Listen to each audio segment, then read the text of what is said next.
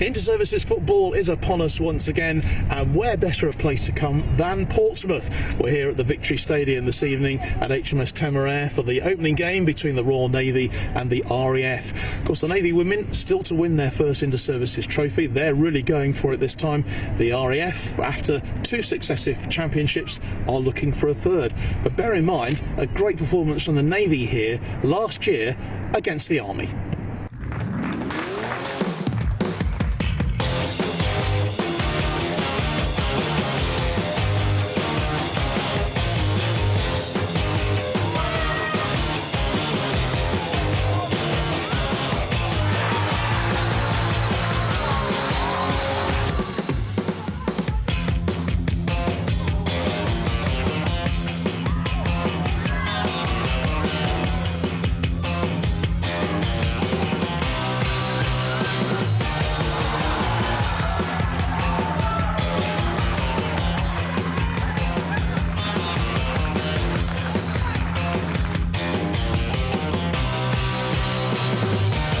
So everything to play for, particularly this trophy. That's the Lindsay Miller Trophy. Let's get the views of the managers, shall we? Starting with the RAF and Chris Hamilton. Well, Chris, great to talk to you just before the game, and obviously inter-services there's always a few jitters on there around, but you've got these 2 titles, and you know the RAF women have been superb over the last 2 seasons. And I noticed that you've got a lot of players who've got plenty of experience in this level. Yeah, we've got a lot of good characters, a lot of players that have played in a lot of inter-services games, so they're a good bunch to work with, and we'll see how they do in the night. How have you been approaching against the Navy, because you know that they'll come at you? Yeah, they're a very strong side. They've got a full complement of their players. Had a look at the team sheet there, and they're playing the players that we expect them to play, and they're a good side, so they're at home as well. I'm sure it's going to be a good game. But important to try and get off to a winning start. Yeah, that's what we aim for. But we'll take it as we find it on the night, and hopefully we can produce. Good luck. Thank you. So here's Glenn Long, who is the Royal Navy team manager. Glenn, great to be here at Pompey tonight, and obviously looking forward to the start of the inter-services season. I'm sure you are. What about the Navy's preparation? How's it gone? Yeah, so like I said, we've had a really good season. We've got some really positive results against some really tough teams throughout the season, and we've just come back from Salou, 5 days warm weather training, where we've worked on the final preparations for this game and for the game in a week's time against the Army. Now, I'm sure you'll be taking memories of last season, that excellent 2-0 win against the Army, which confined them to the wooden spoon. A bit more of that from the Navy tonight? Yeah, so I thought we were brilliant in that game, to be honest, and I think it's probably the best game I've seen us play in a long time. Hopefully, like I say, we'll put a performance on like that tonight. Good luck. Thank you very much. Thanks for being here. Well, we're just about ready for the off here and the kickoff for this opening inter-services game of the season, of course. And as I said at the top, where better a place to be than HMS Temeraire here in Portsmouth this evening, because this is really where it all begins, isn't it, for the inter-services women's competition. It's where it all ended last season as well, of course, with a victory for the Royal Navy against the Army team. I'm joined this evening by someone who we're very familiar with, of course, Yvette Kemp. Kempy is with us here to give us her thorough knowledge, of course, of the two teams tonight, and certainly as far as inter-services women's football is concerned. Kempy, great to have you with us, and well, we're looking forward to this very much indeed, aren't we? Absolutely. I've waited a long time for this. Really excited to be here. It's going to be a fantastic game, and I think we had a little chat, John. You know, I can't even call which way this game's going to go, so I think it's going to be a tough contest for both teams, but it's going to be a bit of a feisty one, I reckon. It is going to be quite a call because, well, just looking through the two teams, I noticed obviously as far as the RAF is concerned, they've got an awful lot of players who were there and thereabouts this time last year, of course. I think 8 of the starting lineup this evening for the RAF were actually in the team. Just looking down the list, obviously Emily Gascoigne, the goalkeeper, is a newcomer as far as this season is concerned. But just looking down the list, Megan Herbert, Kat Beaver, of course, and all about Kat, of course, is the captain. And we've got Emma Hollingsworth, you know, again, an absolute stalwart in the team. Hannah Hale, Rachel Griffiths, Lucy Farrow and Rachel Howes, all in the starting lineup tonight for the RAF.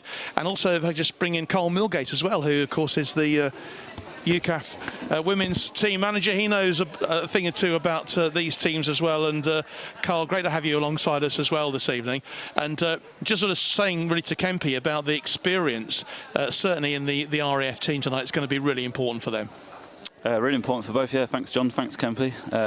Really exciting evening. Look, inter-service back, isn't it? Lovely time of year, but both teams are very experienced, to be honest, John. Not just the Air Force. There's a lot of experience across the Navy team there. Yep. Kira has played many inter-services. Bavs, you know, lead this group with absolute, you know, exemplary standards. T, Rosie McDonald, they've all played many inter-services over the years. Indeed, I've not even gone through the Navy team. I was really talking about the RAF there, but you're quite right. You jumped the gun on me there, Carl. But yeah, absolutely. And you know, look no further than players like Nat Bavister, and you know, players like her, Rosa McDonnell. You know, and they have been, you know, really important for UCAF, haven't they, over the last couple of seasons? Yeah, of course they have. Yeah, Bavs led the team at Chelsea at Remembrance just over a year or so ago. You know, Bavs, Rosie playing Tier 3 football for Plymouth. You know, she's made a name in Tier 3 now, which is, you know, the Southern Premier Division. Kira's played similar levels. Kira's been involved in UCAF for many years as well. And there's a few new up-and-coming girls in there. Let's not recognise in both teams, which is great for female women's football in the military. You know, what we're here tonight looking at. You know, new young players. Big night for the Navy, of course, and vitally important for both teams to get off to a winning start. That's the most obvious thing that anyone could say. But the Navy have never won this women's inter-services title, and for them, you know, the way they finished against the Army last season, they must be thinking, and they've had a really good build-up. We were hearing a bit earlier on. They must be feeling they've got the home advantage here. There'll be a good crowd in to watch tonight. They must feel, hey, if we can get something out of this, we've got a really good chance this season. Sport and football's unpredictable, isn't it? This is something I say to the girls. You never know, do you? That can work both ways, as Kempy will tell you as a player. That can work as pressure as well. So it's how they manage that. Yeah, it's great to have home advantage. Great evening, lovely evening down here in Pompey. Quite a good crowd filling up. And look, that they will be absolutely gunning for it. They've had a great week last week, it looks like, away in Salou.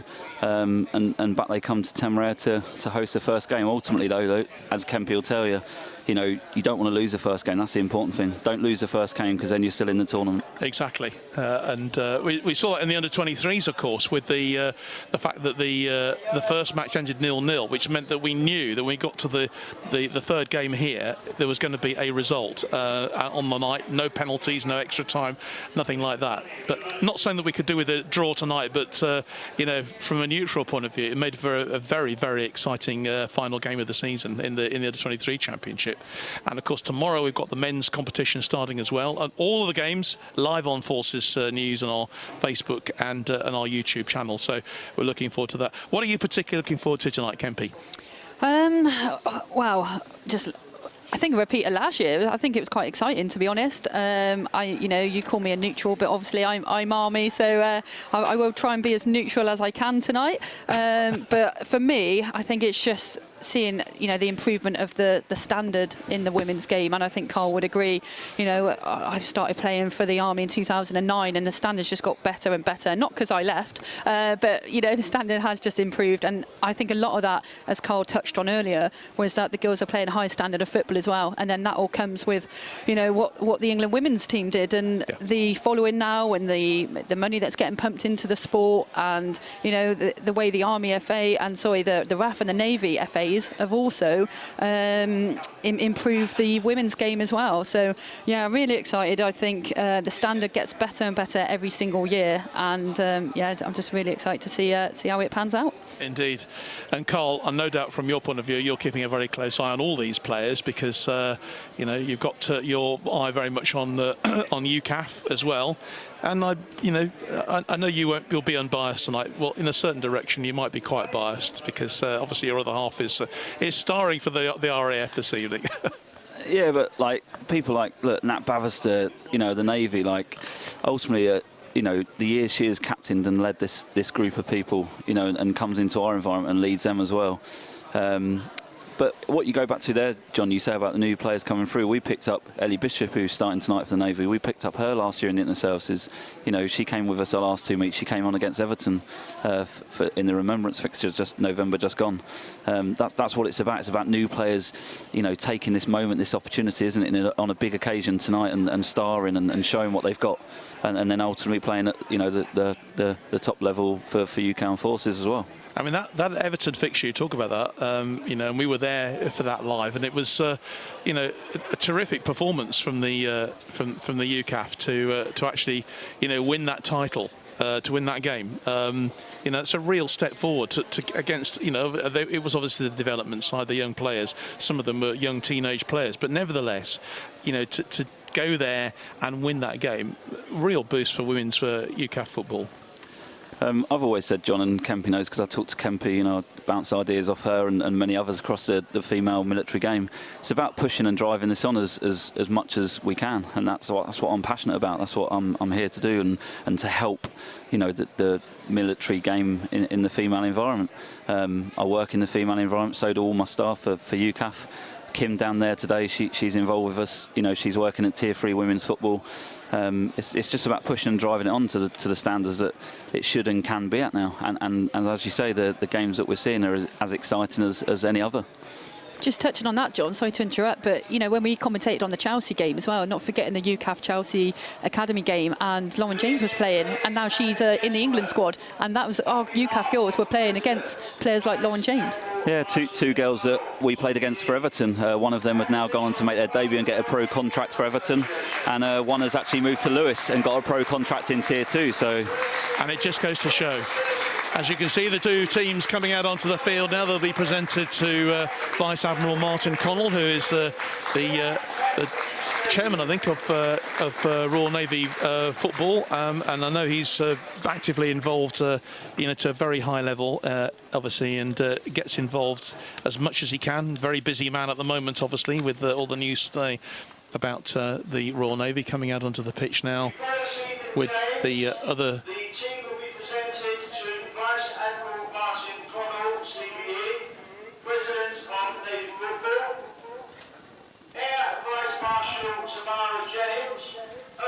Yes, Tamara James as well. She's the president of RAF for football as well.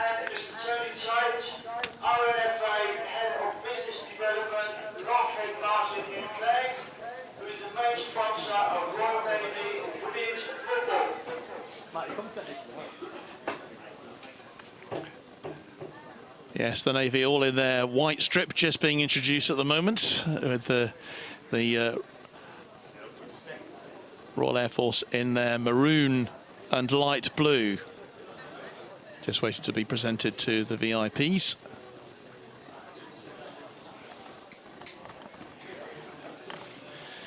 And the trophy that they're playing for this evening is the Lindsay Miller Trophy. It's always nice to have an actual bit of silverware to be playing for directly. It's Lindsay Miller, the trophy. Lindsay Miller, who was a very talented RAF player, and very sadly lost her life. Taken away from us far too soon. The trophy being played in her honour tonight, as it always is. And I say it's nice to have a bit of silverware, isn't it? It's actually to play for, rather than just this is the first match of the inter-services. Yeah, definitely. Like you said, John, everyone loves winning a cup, don't they? I mean, Leeds haven't won one for a while. I had to get that in. But, of course... Don't talk about the Premier League at the moment. Time for the national anthems.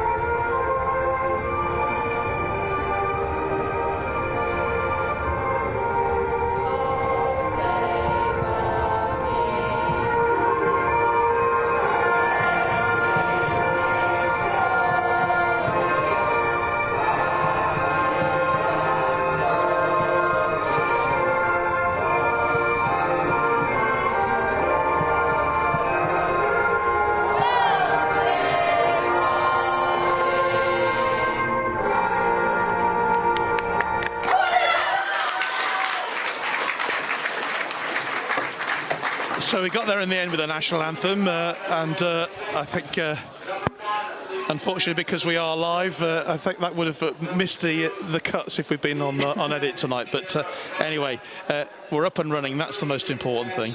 And just to remind you, well, we've got Army officials this evening looking after the game for us tonight. That's Staff Sergeant Charlie Charles is the man in the middle, and his two assistants, David Johnson and Dan McLaren tonight. They're looking after things on the line.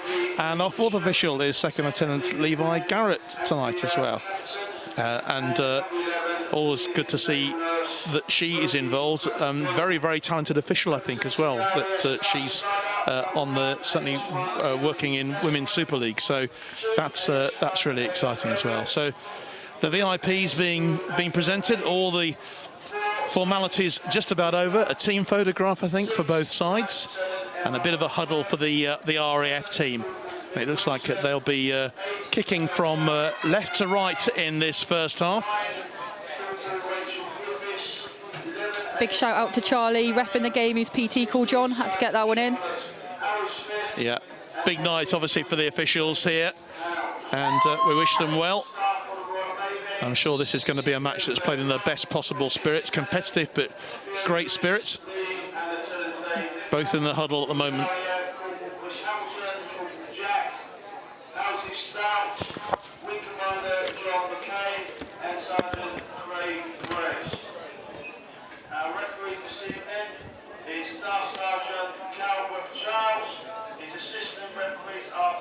David Johnston and WO1 Dan McLaren, and our fourth official is Second Lieutenant Levi Garrett. Ladies and gentlemen, on behalf of the Royal Navy Football Association, we hope you enjoy this evening's game and may the best team win.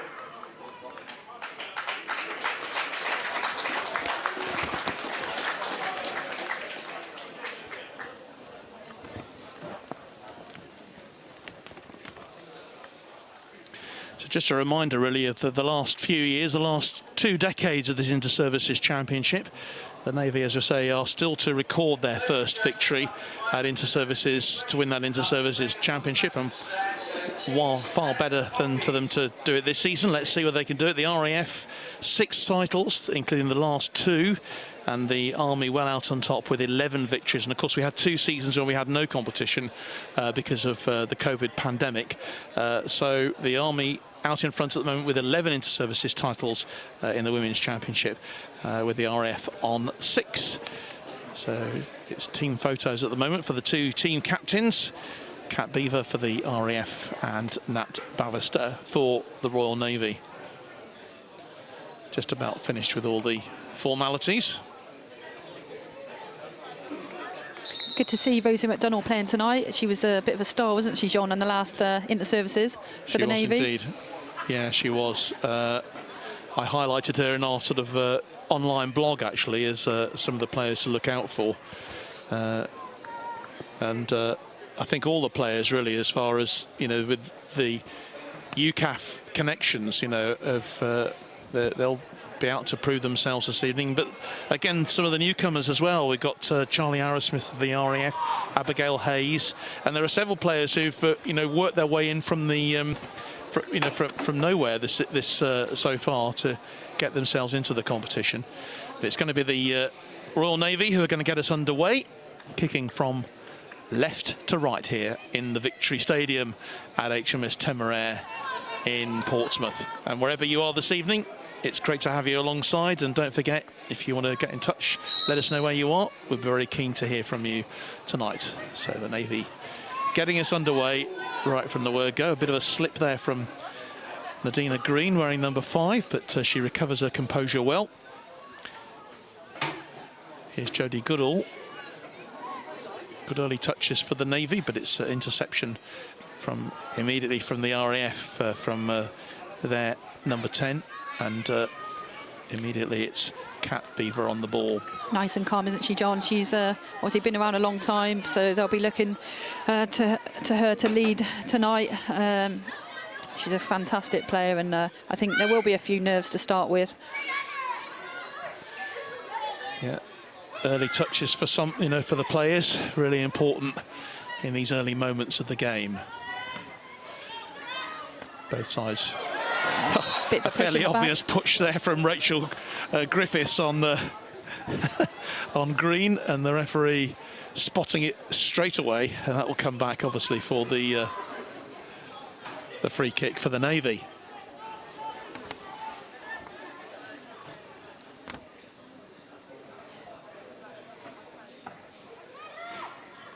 Ball goes forward and picked up. There's Beaver again with a clearance, and the call for the goalkeeper to get involved. And that's Eilish Brogan getting her first touch of the night. Navy with Bishop, Ellie Bishop then.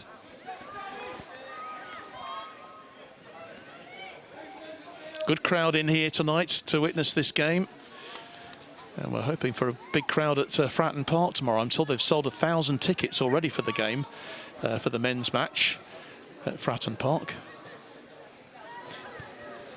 Fantastic, John, and Kempit just shows, doesn't it? Like this shows the growth. Do you know what I mean? The stand nearly good full. Ball through. There's a shows the growth of the game, the appetite and the excitement to come and watch. Absolutely. You know. I mean, I've not seen these stands so packed before for a inter-services football game, and that's great. It's great to see. And obviously, with us being able to bring the game live to the rest of the world, I know there's friends, families all over the place who will be tuning in tonight to watch their loved ones playing, and that's what it's all about, bringing us all together in Forces Sport here.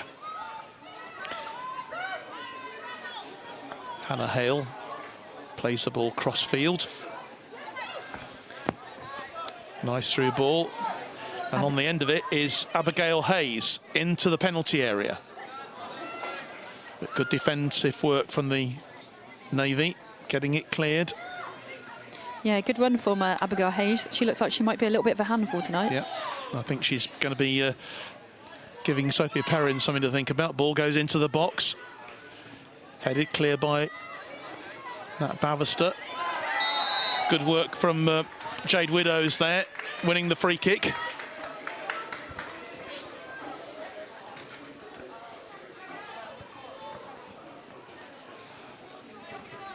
So Sophie Perrin then will take this free kick, although she's wearing number 3 on this right-hand side, playing at right back.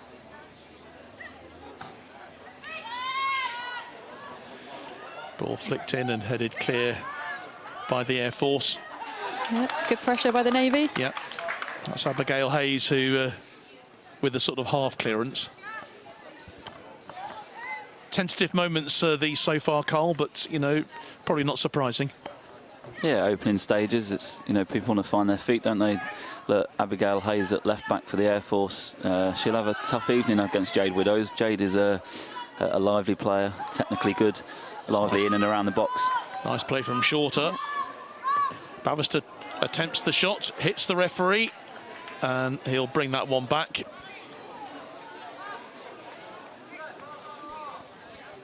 I must say that Charlie Charles is here, there and everywhere at the moment. He seems to be in front of the play all the time.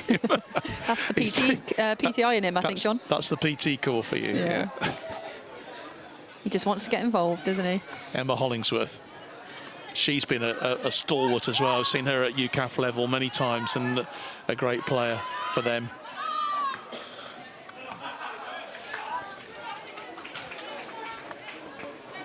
So out of play the ball goes, and will be a throw to the Royal Air Force. Defending champions, of course. And the RAF didn't concede a goal last year in the inter-services, winning both their inter-services matches by 2-0. The Navy beating the Army 2-0, but here come the Navy this time. It's some good work then from Kat Beaver there, just shielding the ball well. Nice turn from Rachel Griffiths, and the referee says that she turned illegally, and so the Navy will have a free kick. Just over 5 minutes played in this first half in our opening senior inter-services match of this 2022-23 season. And Sophie Perrin will take the free kick. Floated high into the box. Oh, good ball. It was a good one. And the pressure is still not relieved for the Navy, for the Army, as Jade Widows wins a goal kick. I thought it might have got a touch off the RAF fullback there, Abigail Hayes, but the linesman decided that it wasn't. So we're still to have our first real meaningful attack on goal, which is perhaps not surprising in these early stages of this game.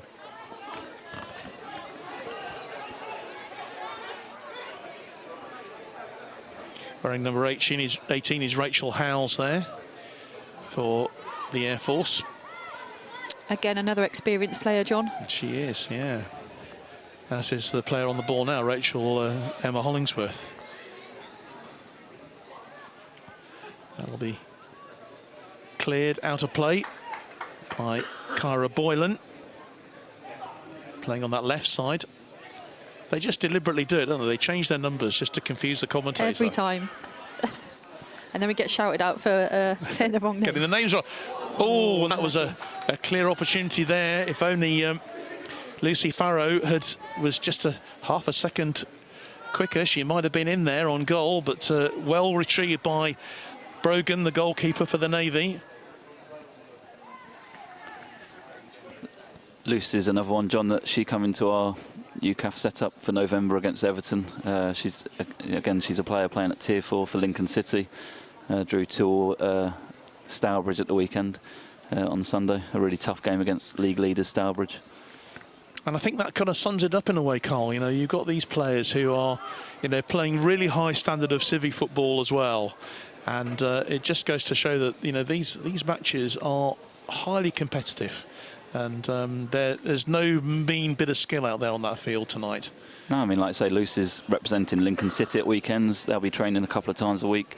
She's against the Navy fullback Sophie Perrin, who's at Plymouth Argyle playing Tier 3, a league above her. So, again, they're going to have a great tackle test down there tonight and challenge together. And I think that's why the women's game, especially in the forces, has improved so much, is because the amount of females, women who are now playing, you know, at high standard civilian football. Yeah, no, definitely can be. Look, I could literally go through nearly all 22 are playing civilian football, and a large percentage of them playing, you know, in the top 4 tiers, mainly in tier 3 and 4, which is still the part-time semi-professional. But yeah, 70% of these are playing every weekend a good regular standard of football, which is great, isn't it? And that only improves the game further. Yeah, definitely. And also the commitment that they put in to go to the training sessions, which are not normally right on their doorstep either. Yeah, no, it's really tough for service people, isn't it, to commit to that 2-3 nights a week. And it does go against them sometimes, but ultimately they're service people, you know, first and foremost, aren't they? Navy trying to break away, the RAF having a good bit of possession at the moment. Offside flag goes up, so it will be a free kick to the Navy. Both sides playing a pretty high line so far, which is congesting the game into these middle areas of the pitch. Just one sort of real opportunity for the Air Force. Chris Hamilton, the RAF manager, Jack, his assistant down there, telling Lucy there, like, we've been caught off a few times there, like, you don't need to do that. Lucy Farrer and Pip Wilson are both very quick players. They don't need to be being caught offside. Yeah. Big year for the Navy management team, as so many of them are actually leaving, aren't they, this year, and moving on to either leaving the service or whatever. So for them, what an incentive it would be for them to have the inter-services title in their back pockets as they sign off. But there will be more about that to come. Attempt on goal there from the RAF's Pip Wilson on that right-hand side, but it does go harmlessly wide. But she'll be glad to have had a go at goal.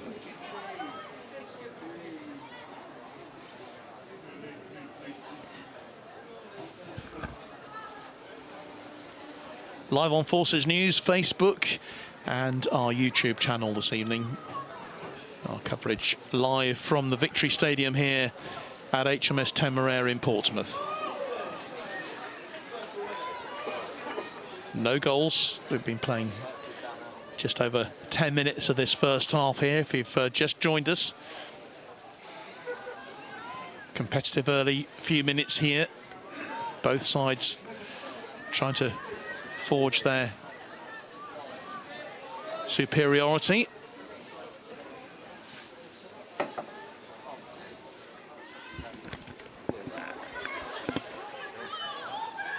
Here's the RAF with Megan Herbert. Brought down, the referee says that'll be a free kick.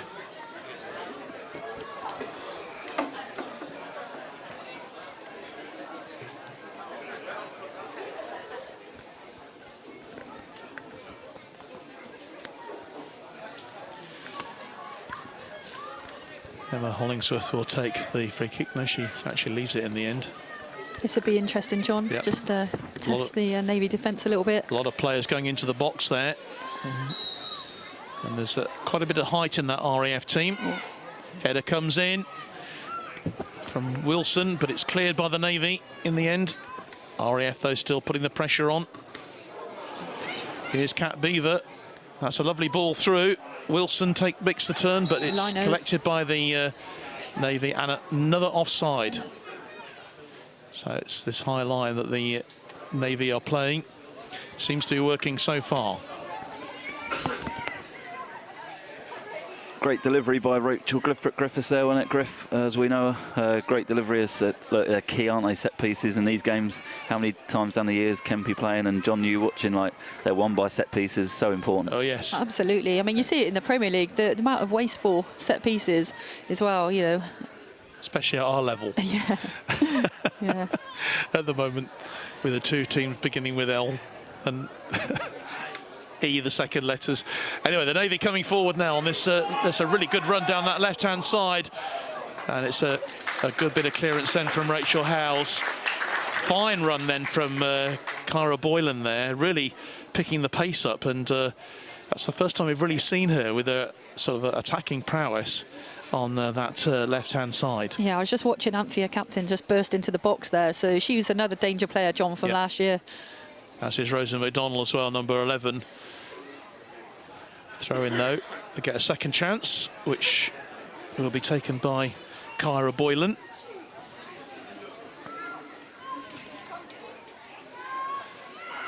Bavister, she's going to have a go at goal. She's not shy, is she? That's her second attempt, actually. It's the first one was blocked. But it's going to take something a bit special. The defences look really strong in both sides so far, from what I've seen. Yeah, it's good to see the Navy, though, bursting forward on the attack. Just everyone doing what they can to just get bodies into the box. Here's Cat Beaver. Wins the throw-in. Which Abby Hayes will take. Based at RAF Lossiemouth, so she's travelled a fair distance to be down here today.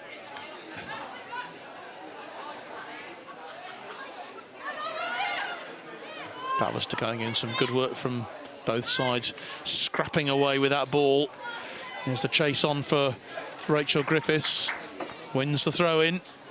Yeah, just not taking any chances. You know, playing it simple, getting it out so the Navy can reset.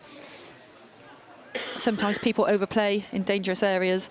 Nice to see her just getting the ball out. Here's Griffiths again. That's good play from her. Gets the crossover. Good ball in. And on the end of it was Lucy Farrow trying to get in there, but the Navy bring it clear once more.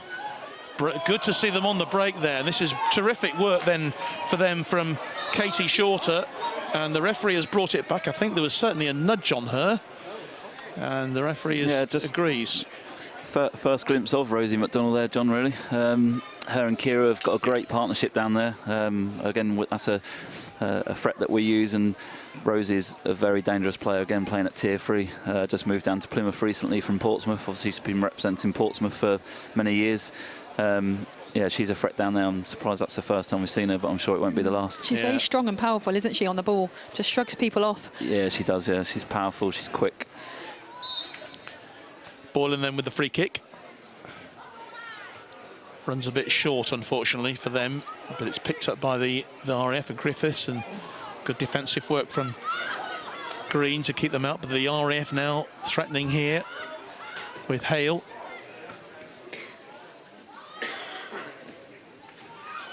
Bit scrappy in the middle at the moment. Shorter and going in for it. Here she is again. That's a good ball. Nice ball out. And good work from Jade Widows. Here's Anthea Captain. Very committed to her Navy football. Ball goes in, but it's not going to be any danger, I think, for the RAF. It's picked up now by Pip Wilson. Wilson trying to get it forward. It stays with the RAF on the halfway line. The defences really are superior at the moment. They're holding it well. Free kick goes to the Navy. Infringement there by Abby Hayes.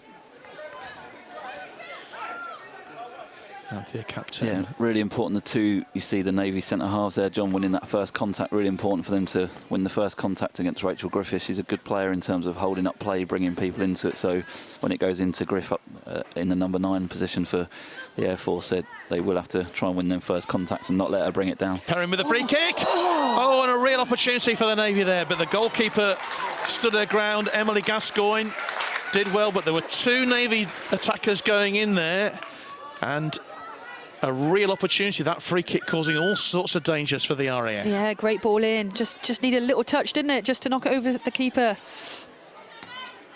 Positive, though, for the Navy.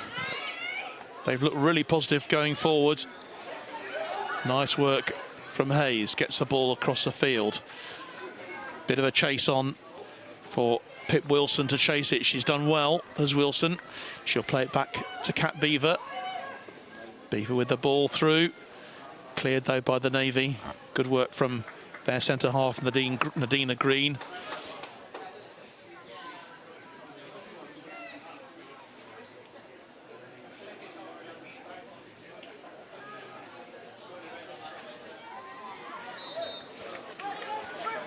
Free kick goes to the Air Force then. Dangerous position for them. The challenge on Wilson was unfair. Say the officials.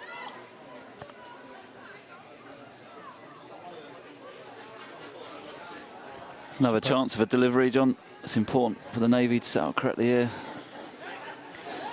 Griffiths, again, Rachel Griffiths can really deliver a good set piece. Yeah. So let's see what happens here. Whether your predictions come true, possibly, of a goal from a set piece. Griffiths then with the free kick. See, Abigail Hayes just looks like she's on her own a little bit there. Yeah, just running into the box now. Griffiths with a really good one, and it was actually, on the end of it was Pip Wilson. The Navy bring it clear. Referee brings it back for a foul. The challenge on Jade Widows, the referee says, was unfair.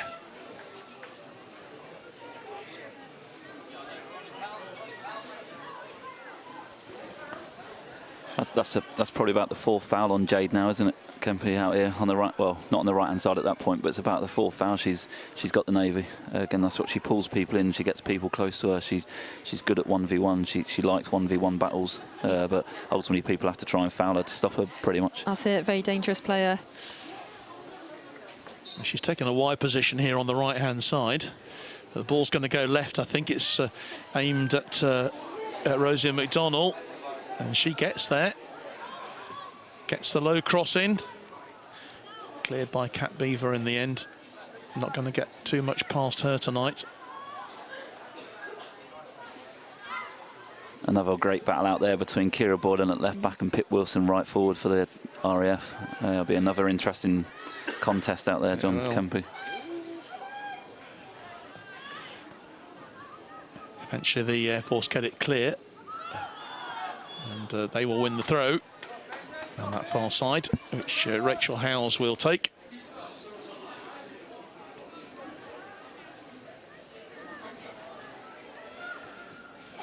So both of these defences looking very compact and very confident at the moment.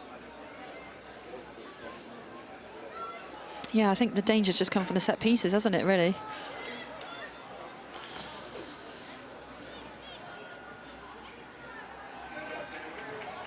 Goalkeeper Emily Gascoigne makes the save.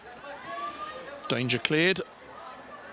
Hollingsworth then to bring it away for the Air Force. Nice ball in, finds Griffiths. Good feet, great feet. Great work from Rachel Griffiths. And that's terrific defensive work as well from Kyra Boylan as well. This really game so far very much dominated by some really confident defensive play, but a chance for the Navy now with Ellie Bishop. She gets the ball wide on that left-hand side, and it's cleared away, and it will go out for the first corner of the match. So we're halfway through this first half, our first corner.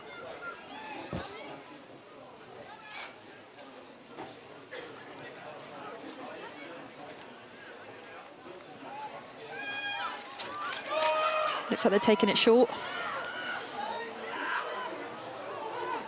Bavister will try the shot, it gets blocked. Yeah, just got away from her there, didn't it? The pressure still not relieved yet on the Air Force. Ball goes out of play. Throw in to the Air Force.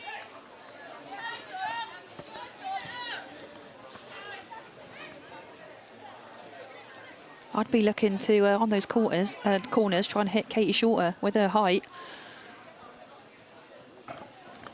Definitely worth a shout. Did she score many headers, Katie Shorter?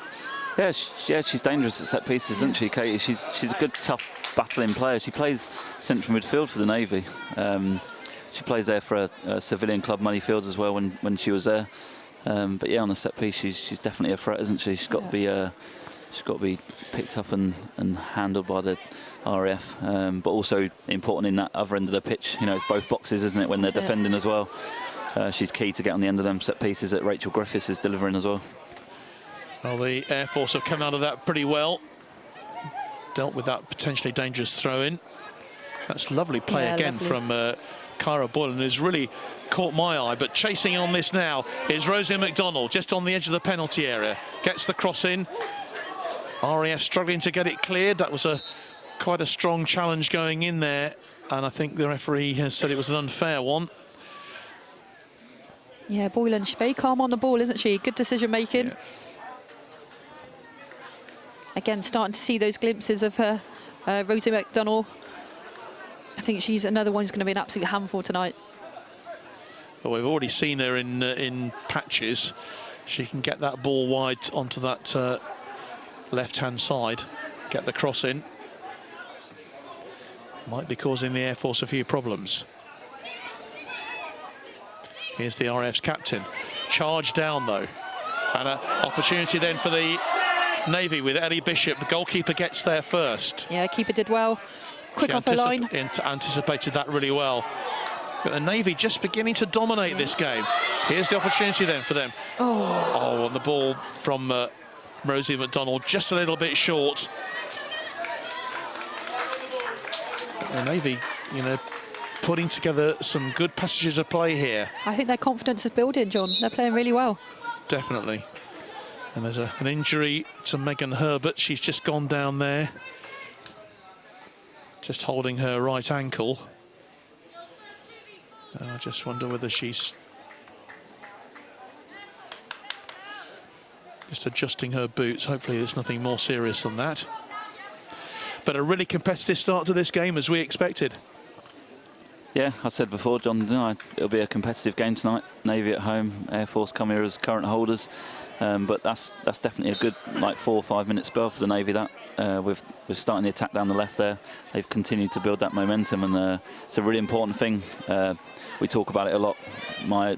Me and my coaches, Macca, Hugh, Kim, obviously he's down there tonight. Momentum in football, it's really important to recognise when you've got it and also when you haven't got it, and the Navy have got to keep hold of it at the moment. They've won the last 4 or 5 minutes. Good through ball from Cat Beaver. It will have to be dealt with by the Navy defence. It is dealt with actually extremely well in the end by Sophie Perrin. Gets the ball clear. Coming back to help out is Rosie McDonnell.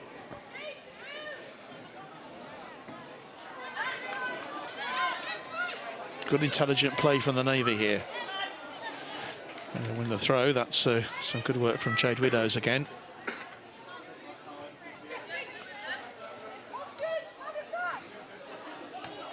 And the Navy do look confident on the ball here.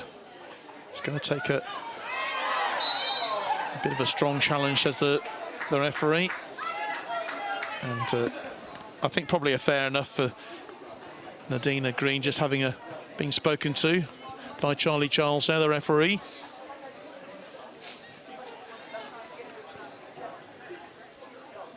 And hopefully Rachel Griffiths can run that one off.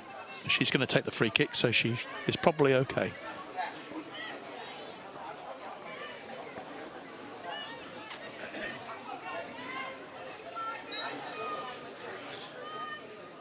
So 27 minutes played here, 0-0 the score in this inter-services opener between the RAF and the Royal Navy here at HMS Temeraire, Victory Stadium in Portsmouth.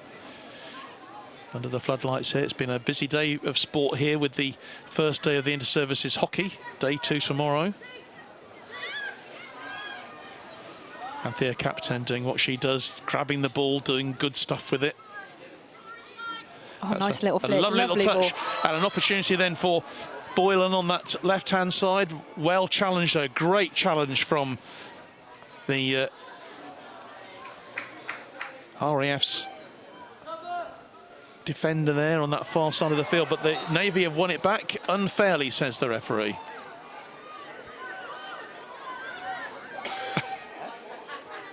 Charlie recovered well there over on the right-hand side, didn't she? Yeah, she got back in position and like I say, dealt with Kira well there, because Kira had a little opportunity to break through there. Yeah, that could have been a dangerous moment in this first half. But as I say, the defences really have been on top so far. I just keep watching Widows. Every time that ball goes out on the left-hand side, just her energy bursting into that box. She really wants a goal. You can tell she's doing everything she can to. We just need the quality to get into the box.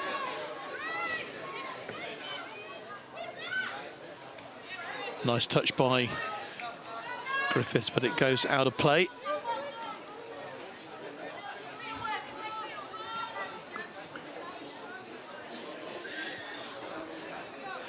Yeah, going back to Captain Kempe, T, as we all know her, like, that's her game, breaking into the box, tough tackling in midfield. But yeah, she's you can see out there, you can tell, and you can see her eagerness tonight to try and make things happen. But as a late runner into the box, that's definitely part of her game. Throw in taken quickly by Katie Shorter. And she needs to get into that box as she can, because she's obviously got a height advantage there. Navy then with the throw, which Sophie Perrin is going to take on this right-hand side.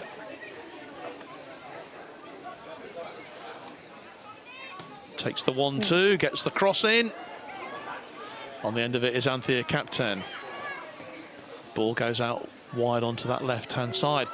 Opportunity then for Rosie McDonald, gets the cross in, but it's just a bit high and wide. She'll be disappointed with that. That was an opportunity. And just in these last few minutes, the Navy have certainly been on top, haven't they, in terms of, you know, their possession in the opposition half. Yeah, definitely. I do think they've been the better team so far. But as we said, John, it only takes one bit of magic, doesn't it? And this game could go anyway. And we know the RAF can put... Great challenge. Shorter with the challenge, and RAF caught in possession there. And Matt Bavister wins it back again, tenacious as ever. Yeah, good. That's a lovely little flick there from Boylan, who's really impressed me in this first half so far. Captain nods it forward. Boylan still up there inside the penalty area. Bit of a nudge. Referee shakes his head. Yeah, nothing in that. Yeah, Emma Holdsworth was got the challenge in there. At least it wasn't a theatrical fall, which we tend to be seeing rather too much of at Premier League level at the moment. Game played in a really good spirit here between these two sides. A lot of players, of course, who know each other from playing at UCAF level together.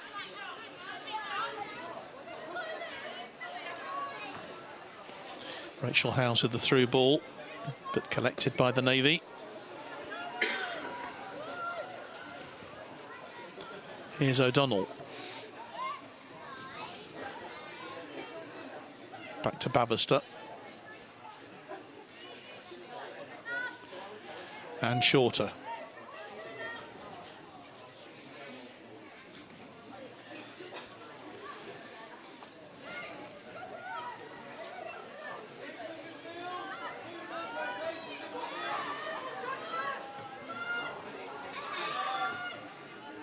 Navy electing to play the ball wide. Again, well collected by the right back, the left back by Boylan, who's beaten a couple of players here. And yeah, she got a free kick there. Yeah, she was challenged by Charlie Arrowsmith there. The referee says that is a foul. That seems to me to be the Navy's best opportunity at the moment on that left-hand side. They seem to be producing their best action of the game so far. Yeah, definitely, John. They've had a lot of success down there, haven't they? It's just, can they get that quality now and someone on the end of this ball? Well, several players over the ball for the free kick, including Kyra Boylan and also Rosie McDonald. Bit of height going, is just looking to see where Katie Shorter is, just on the edge of the penalty area on this right-hand side. Being kept a very close eye on, but she has got that heading ability, just waiting, hopefully, for a quality cross. That Bavister on the edge of the penalty area, the same with Jade Widows. But I suspect it's the taller of the players who this is aimed at. And she's running into the box now, beating off her marker. She's got a lot of space in there. Free kick goes wide, though, unfortunately, and it's rather wasted by the Navy, and it goes for a goal kick in the end. Yeah, that's a shame. They might have been better off going for something, going for something more direct. I think they just need to get it in, to be honest. I think a few times now, especially on the corner, they went for a short one, and just with the height they've got in there, that's try and hit shorter and test the keeper. The keeper hasn't really been tested this half. Well, neither of them have. So, well, Emily Gascoigne, the RAF's goalkeeper, is down at the moment and calling for some attention. It could. I can't believe it would be cramp at this stage in the evening, but she is feeling her both of her legs there. She went down a bit awkwardly, but not sure what the problem is and if she's going to be attended to now.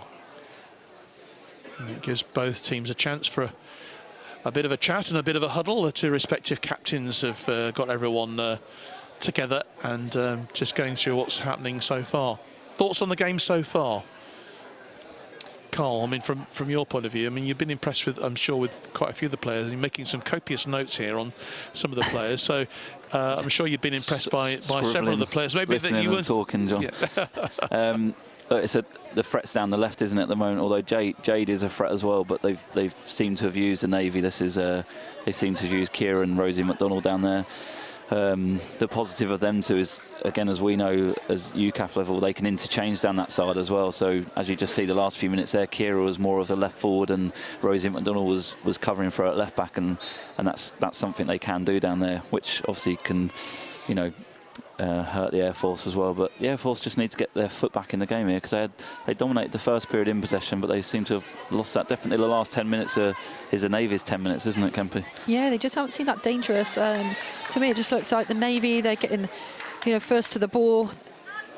They just look a little bit more, you know, eager to get into the box, and yeah, they just seem to be on it a little bit more, to be honest, than the RAF at the minute. They look comfortable too when they're facing. We're out of possession, winning it back. Yeah, I think their positioning's been good as well. And I think as this game goes on, they're just going to grow in confidence. And they win the throw. Just 35 minutes gone, so we've got 10 minutes left in this first half. Plus whatever the officials decide to add on for stoppages.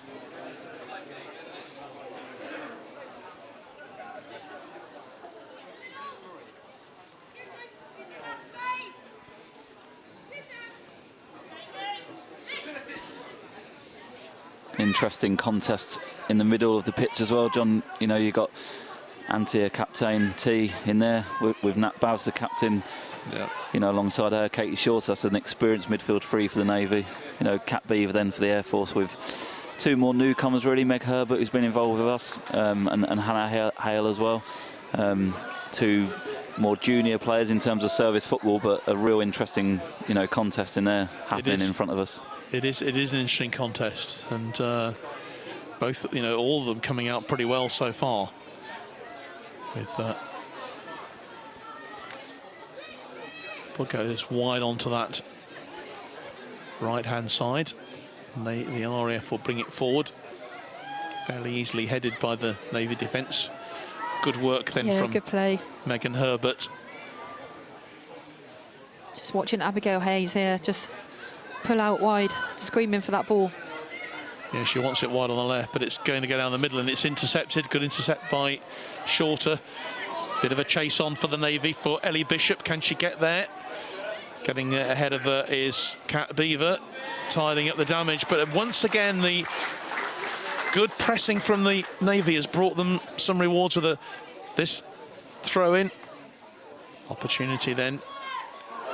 Ball hits Kat Beaver. Referee says that wasn't handball. Oh, definitely thought there might have been a bit of handball there. I thought he was going to give it. Waves play on. Won't ask for a comment from elsewhere in the commentary box here. No handball, was it, Carl? I think the Navy will be disappointed with that, I'll be honest. Yeah. I'm sure Baz is out there telling the referee what she thinks. Yeah.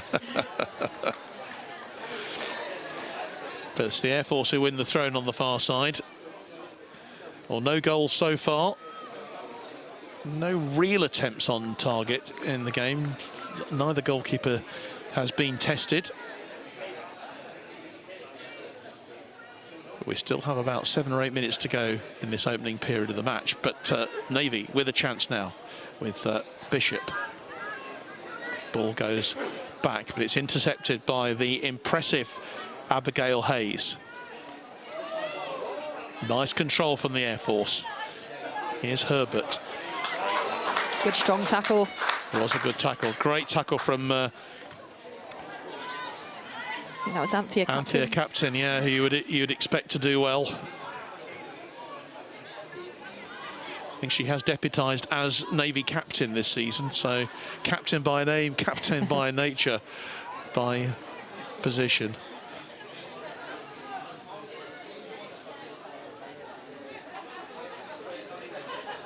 Here's Howes. Nice touch on Beaver to the right-hand side, but it's intercepted by the Navy defence. Good work by centre forward Ellie Bishop. She'll chase it again, and challenged by Howes. Good work in midfield from both sides, really. As soon as there's any danger, it's gobbled up, isn't it? Here's Hannah Hale.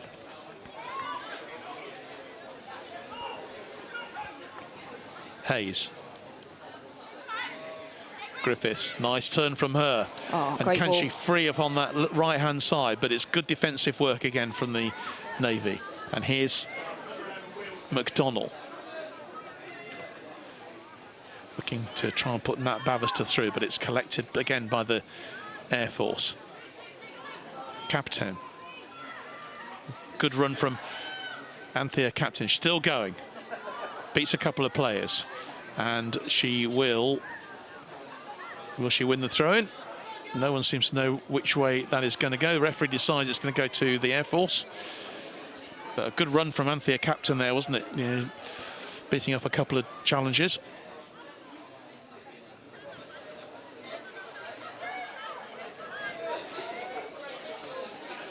Here's Hayes.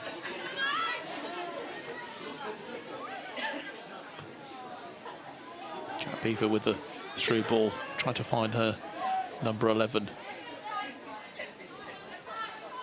Here's Hayes again. Trying to take the 1-2. Well cut out by the Navy. Opportunity for them. Here's Shorter. Good challenge, great challenge from Rachel Howes. But the Navy still have it.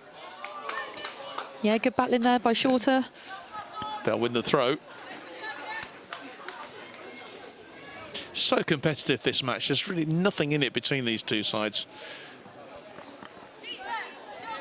You can see and feel it, can't you? You know, neither of the team want to give anything away. No. It's a really tight contest. Yeah. Both probing at each other, seeing what they can get. But ultimately, as the night, you know, goes on as well, they'll both be thinking, you know, again, what I said at the start, you don't want to lose that first game. It's so important not to lose the first game.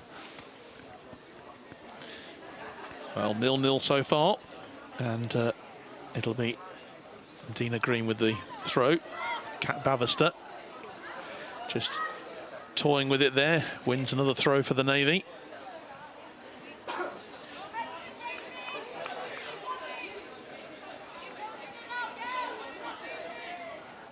Really good show of support tonight for both teams here.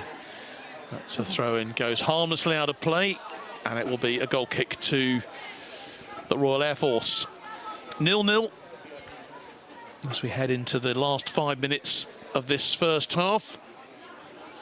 As you say, John, the support is tremendous to see, and it's obviously great, you know, for service football. But you look around us, and you got the chairman just to our right-hand side of Portsmouth Women. You know, that's how connected he feels to this now. He's here watching tonight because, again, a couple of the players have represented him as the chairman of Portsmouth Women. You look to our left, you got the RAF hockey ladies team that have come to support, you know, their service colleagues, you know, on the fixture, and it's great, isn't it? What a facility down here is. Yeah. We're lucky to come and use it as UCAF, but you know, when you walk around the town this afternoon, you know, you see the hockey teams walking around, the Royal Navy men's team are walking around, hockey inter-sales is going on this afternoon. It's just absolutely incredible, isn't it, to see? No, it's a great festival of sport really here at Temeraire. And of course, it will say it continues tomorrow at Fratton Park for the men, with the Inter-Services men's game. Navy and RAF, as I said, they've already sold 1,000 tickets for the game tomorrow night. And they're hoping for obviously quite a few walk-ins, but a great opportunity now on the left-hand side. Here's Rosie McDonnell again, gets the corner, cross in. Does she win the corner? Yeah, she does. Yep. So a second corner of the evening. All right, let's see if they can be a bit more direct and just get it into the box. Late opportunity. Kempy wants him to put it in the box this time rather than the last free kick. Yeah, and the other corner. Surely this one's got to go straight in. Yeah, I think that's Perry. The signal. You recognise the signal then, yes, do you? Whip it in. No messing about. Is it Bav's taking it? Nope. Who's that taking? Sophie Perrin taking the corner Perrin. then for the Navy. And there's a bit of height in there. And it's Good a knock. good one. It's a good one. And you can see who it's aimed at. Shorter. And she got her head on it. Yeah, great corner kick there. Jade Widows, though, still keeping the pressure on. And that will be just a goal kick. It came off her. A lot more threatening when they get it straight in. Yeah, that was a very threatening moment there on the Air Force goal. And maybe that's food for thought for them. Any more set pieces like that, and they should go for the long corners.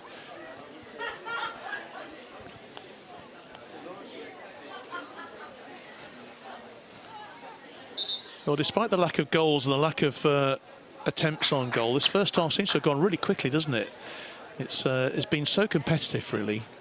As you say, Carl, neither side really wanting to give anything away here, and that's completely understandable. Rachel Howes. Here's Hollingsworth. RAF just content to play it out the back at the moment. Build up a bit of momentum now with Hollingsworth. It's a good through ball, aiming on that right-hand side to find the number 7, to find Pip Wilson, and she wins a very useful throw-in. Just looking at number 11, Lucy Farrow. Been a bit isolated tonight, hasn't had much, has she? Had a very quiet first half. A few options on the bench for both sides, of course. Yeah, she had an early, Lucy, I can remember mentioning, obviously, where she plays, Lincoln City. That was in the first 10 minutes, wasn't it? Since then, Yeah. they haven't seemed to have been able to get her in the game, to be honest, down this left-hand side for the Royal Air Force. And the fourth official has told us that there will be just 2 minutes of stoppage time, and that ball going dangerously across the face of the goal. And Lucy Farrow. yeah, the young lady we were just talking about. Quite literally the commentator's curse there, John. Yep. Nearly made me look stupid, didn't it? Although I would point out it was you who mentioned her rather than me. I think it's just, it's been testament to the Navy's defence. They've kept her quite quiet, but it just shows that when she does get the ball, she is a threat. Going to take a long free kick, goal kick, I should say.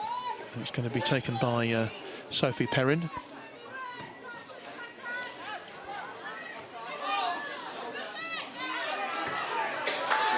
Well, nothing in this game so far. Absolutely, I would say, if we had the stats available to us, the percentage of possession would be, I'm sure, 50-50.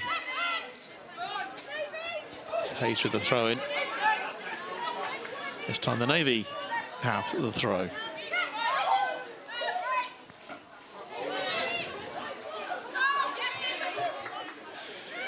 Somehow that ball staying in play. Emma Hayes doing really well. Or Rachel Hayes, I should say. Yeah. Abigail. Now, what can Hollingsworth do here? Spreading the ball wide onto that right-hand side. Here's Herbert. Looking for the through ball, trying to get round the back of that defence, but doesn't work. And here's Anthea Captain. Good control from her. Finds Widows. Jade Widows, though, is tackled.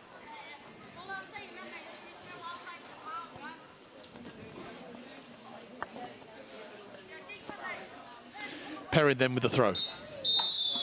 And that is the last action of this first half. Well, it's been so tight.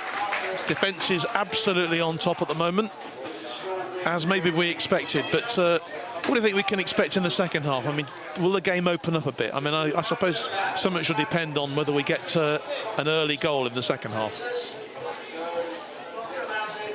Yeah, definitely, John. I think it will 100% open up. I think the Navy have been slightly the better side, had the better chances, but to be honest, I think we all agree both keepers haven't really been tested too much in this first half.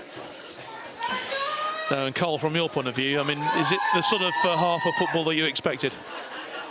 Yeah, very much so. I arrived in, John, and said this will be a very competitive game tonight, and it has been. Obviously 0-0 scoreline, like you say, neither keeper really tested.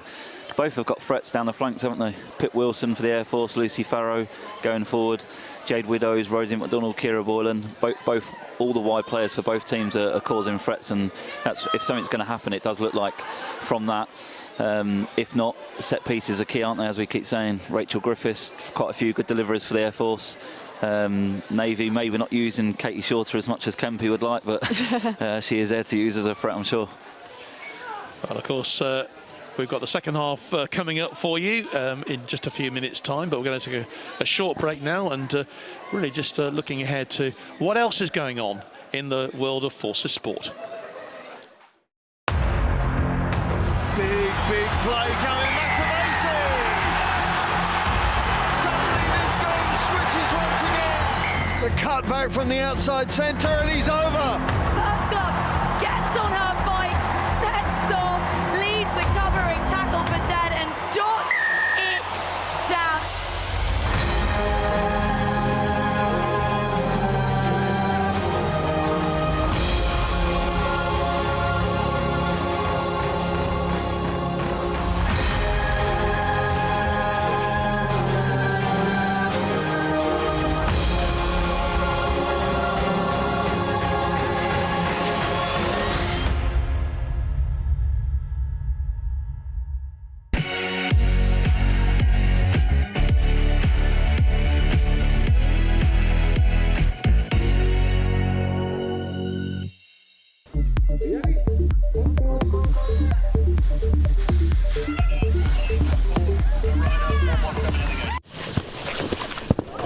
We have a lot of head injuries, so people coming down the mountain, they don't quite see the moguls, they catch an edge, or they're trying to stop before they see a mogul. So we did a training week last week, and we've had quite a few black eyes come from it in the Navy team, just people catching their edges and going down. With snowboarding, it's a lot of upper body injuries, which people are quite shocked about because you kind of come down with quite a lot of force onto your shoulders, or you get a dragging injury as well. So ligaments, tendons, that sort of things, that is what we're concerned about. You're not here in a capacity as a medic, are you? But I imagine people know you're a nurse and come to you, do they? Yeah, so I'm here just as a competitor, just as a rider, but they know I'm a nurse, so they come to fresh cases, come to my door at 8 o'clock in the morning. I've got this niggle, I've got this, and that really it's just a bit of reassurance, like, can I ride today? I always put it back to them, like, this is my recommendation, it's entirely up to you if you go on the hill, but sometimes it's nice to know that it's not broken, or do you need to go to an x-ray, or do you need to go to the medical centre, or do we just need to rest and ice it for a little bit?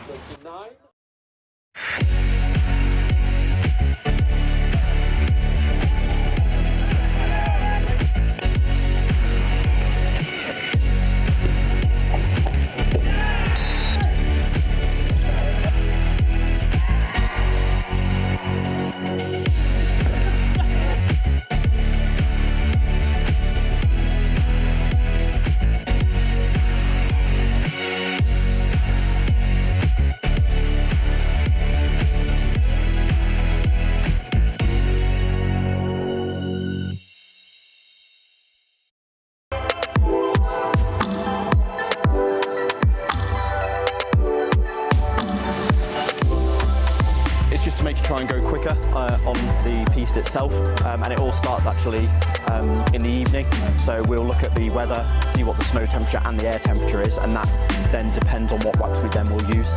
That then gets placed on with a hot iron, left on overnight, and then when we come out onto the piste, just before we qualify or race, we'll then scrape that off to be able to get the better slide across the ice. So what sort of wax did you choose then, knowing that it was going to be like this today? So looking at the air and the snow temperature, I use what we call a yellow wax, which means that it's good, or it's actually optimum within around 4 degrees down to 6. How do you know when it's finished? It's just a polish, so you can see on there it's quite a nice sheen in it. People who haven't waxed them correctly, you'll see quite a lot of put in from wax that might be laid on. And if you just throw some snow down it, you'll be able to see that it's quite, you'll see how it runs down and nicely falls off. And if you haven't done it properly, what's going to happen to you? It just means that it'll be really grippy. So because there's a lot of pitting where you might put the wax on, it's all undulated. The ice and the snow is going to get within that, and it's just going to make you stick rather than making it glide as it is now.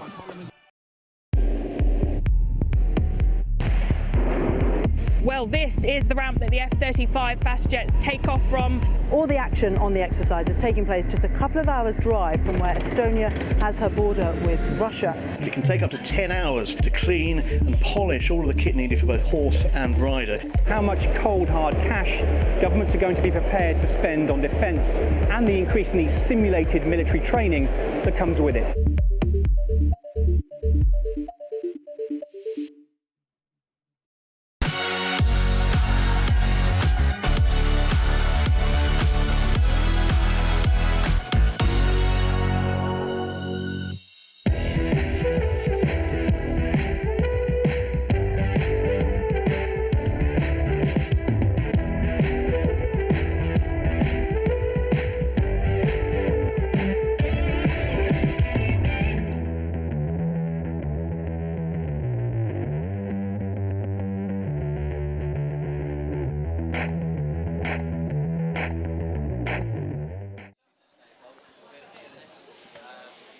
Well, talking of Maribel, of course, we are hoping against all hope that the weather will behave itself tomorrow, because we do have some live coverage for you from the slopes in Maribel tomorrow. It's the Telemark Classic, which we're really looking forward to bringing you for the very first time. But it's all weather dependent. You probably have gathered that because of the really heavy snow that they had today in Maribel, there was no competition at all.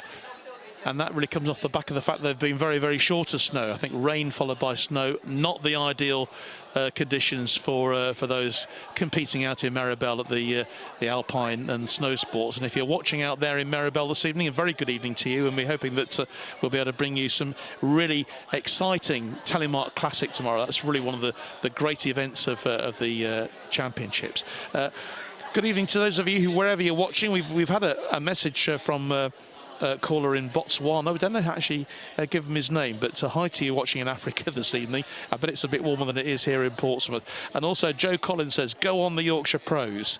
Well, the Yorkshire Pros that I know is very much connected with rugby league, so we'll see what happens there. But we'd love to hear from you this evening, wherever you're watching. Maybe you're supporting a particular player who's out on the field tonight. Upcoming live streams, well, we've got loads of things coming your way here on our Forces News Facebook and YouTube channels. Obviously, the rest of the inter-services football, we've got the first game in the men's championship. That's tomorrow evening at Fratton Park, just down the road from where I am at the moment here in Portsmouth. Looking forward to that very evening. The women's teams will obviously be competing next Tuesday at Aldershot in the second match. The Army will be playing their first game. I'm sure they were watching very, very carefully this evening. They're playing the Navy, Army Navy in Portsmouth, in Aldershot. And then Wednesday evening we're back at Aldershot Town FC again for that.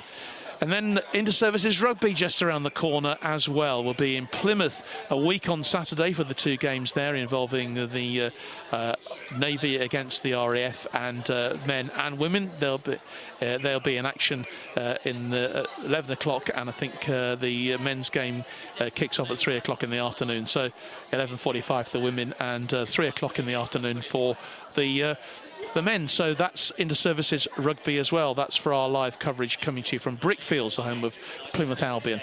So loads to sport to look forward to, and of course when that's over, the following week we'll be bringing you the climax to the inter-services football championship, with the two games being played on the Wednesday. We'll be at Leek Town FC to see the conclusion of the women's competition, and then we'll be over at Shrewsbury Town as well for the evening game, of course with the RAF against the Army. So loads to look forward to if you're a watcher of Forces sport right here on our Forces channels, on our YouTube, and also on our Facebook page. And of course, those of you watching on BFBS as well around the world as well, you're more than welcome to be with us this evening.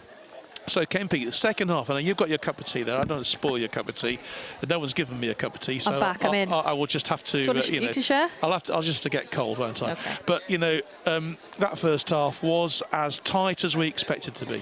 Yeah, definitely. Like I said, I thought both teams at the beginning were going to have a little bit of nerves, but sometimes that's when you see mistakes. And to be fair, it's been pretty good. Yeah, I think the best chances have been with the Navy. They've impressed me so far. I think they've been really set up well.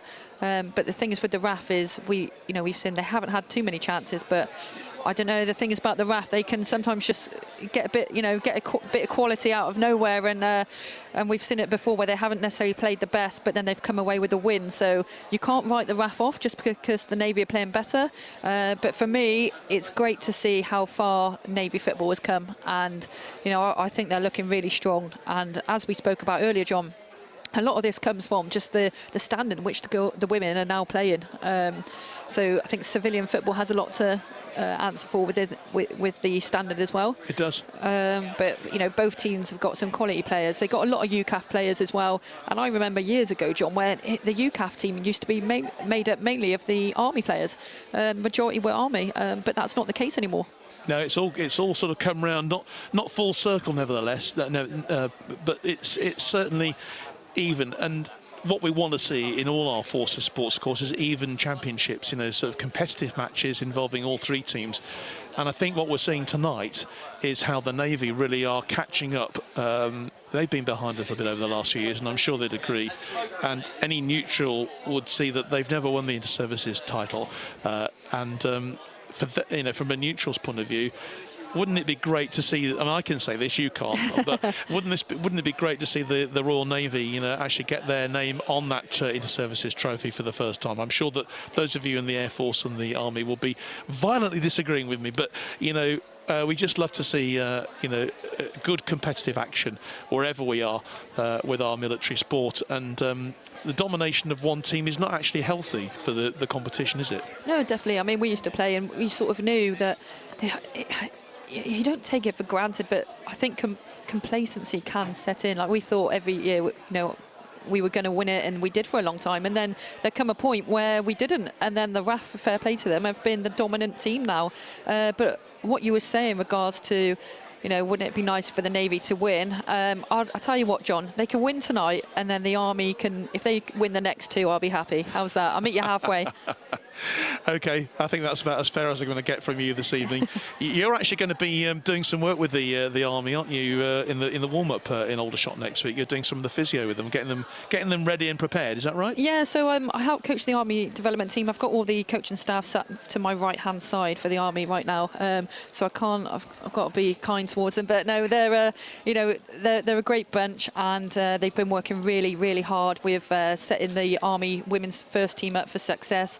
And I think for us, having a lot of development girls who have come through to the Army first team, because a lot of our first team, some of the players have, as I was saying, Sean, we've had a few pregnancies within the team, a few players who have, left the forces.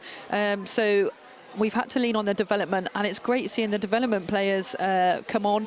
And they will be very, very important for us at this Inter-Services. But yeah, I will be there. Obviously, I help out with the coaching sessions, but mainly as the fitness coach for the Army team. So I'll be doing the warm-ups for them and then jumping in the commentary box with yourself. It's not so long ago since you scored a cracking goal here. Do you remember that? I remember that. I watch it every night. I'm sure you do, and quite right too, because it was an absolute corker. It was one of our goals of the season. It was only 25 yards out, but I'm not going to talk about it. It was 25 yards out, and it was an absolute corker. Well, the Navy players are now back out on the field. The RAF will be literally joining them very, very shortly.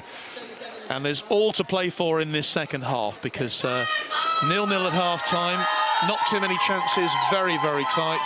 And you can hear the support coming in for the Air Force players, as you say, Carl, the RAF women's hockey team, who have been playing earlier on today.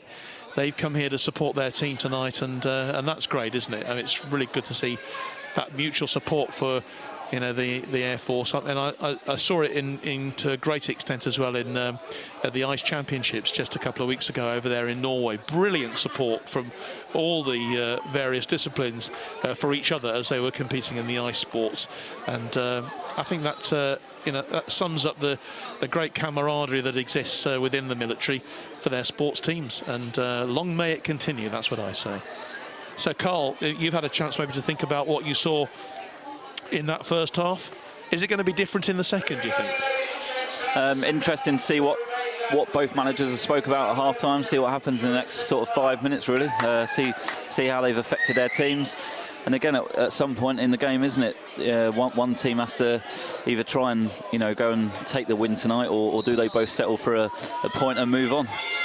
Well, that will emerge over the course of the next 45 minutes. The referee this evening, Staff Sergeant Charlie Charles, has got us underway for the second half. The Navy kicking from right to left in their white shirts, the white strip, and the RAF in mainly their purple tonight, their mauve.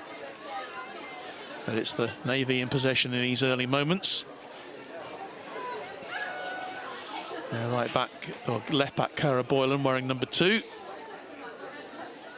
Jodie Goodall getting an early touch in this second half as well.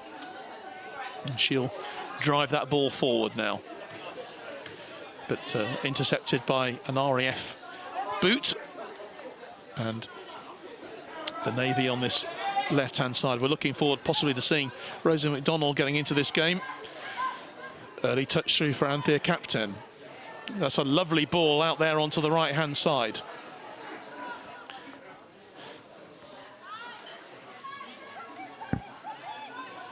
Air Force bring it forward with their captain, Kat Beaver. And here's Pip Wilson. That's a really good tackle. Good challenge from Kyra Boylan, who's really impressed me this evening on this left-hand side for the Navy. Yeah, good strong player. Definitely not letting her get past her there, was she?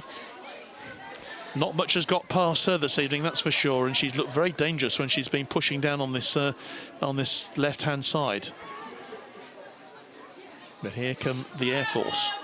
What can they do? That's a nice flick forward for them by Megan Herbert, and a chance for them. Good goalkeeping, good stop from the keeper there, from Eilish Brogan. It's really the first action that she's really seen in this match, and she did really well, but the danger not over yet for the Navy. They've just got to reconvene themselves, get themselves back into it. No, great keeping there, as you said, John, but the pace from, was that Farrow, number 11? Yeah, it was, and... that's the first time we've seen her really have that opportunity. Yeah. Well, you keep talking about Lucy Farrow, saying that she's high, but that's the curse of the commentator.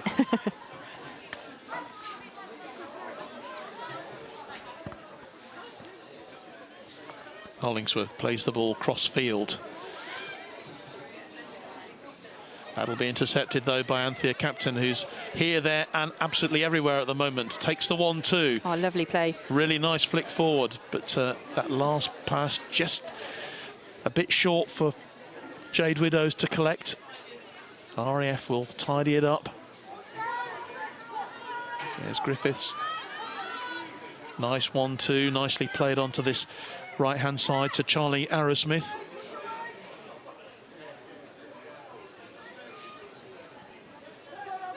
Kat Beaver.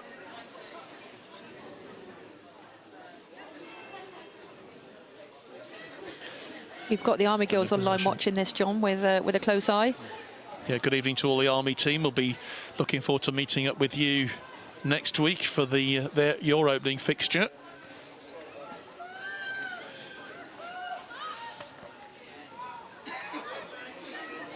Good early start to this game for the RAF. They've had some good possession early doors in this second half.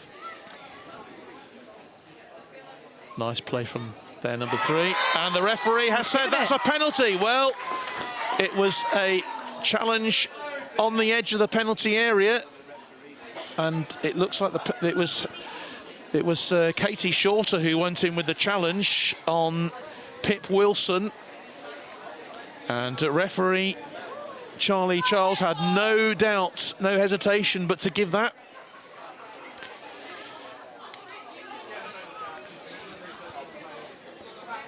Did it look like a penalty? Well, no comment. I don't know, John. From where I sat, obviously he's got a better view than us up here. We're quite far away, but you got a replay on that screen, John? Just having a look to see if we have the replay. Just we can just see, and well, I think it's a bit of a soft one.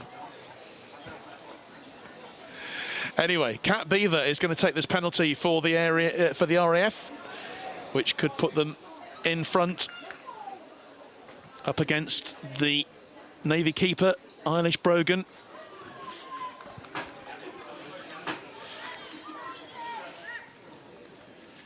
Just 49 minutes played here, and is the deadlock about to be broken in this season's Inter-Services Championship?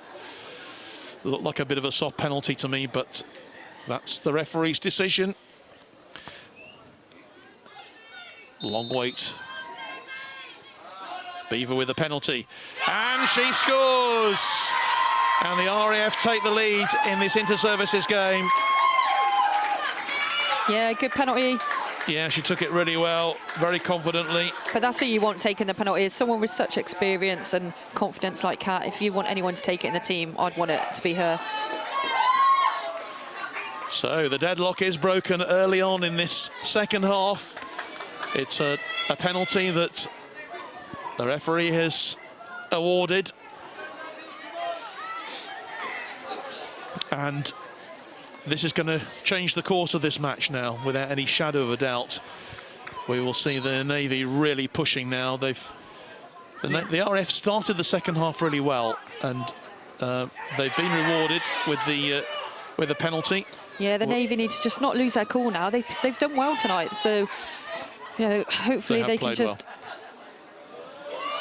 Challenge goes in.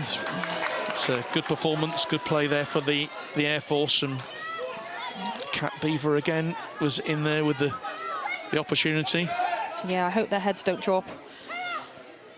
I can't imagine that the Navy heads will drop, simply because they have got such a lot of experience there.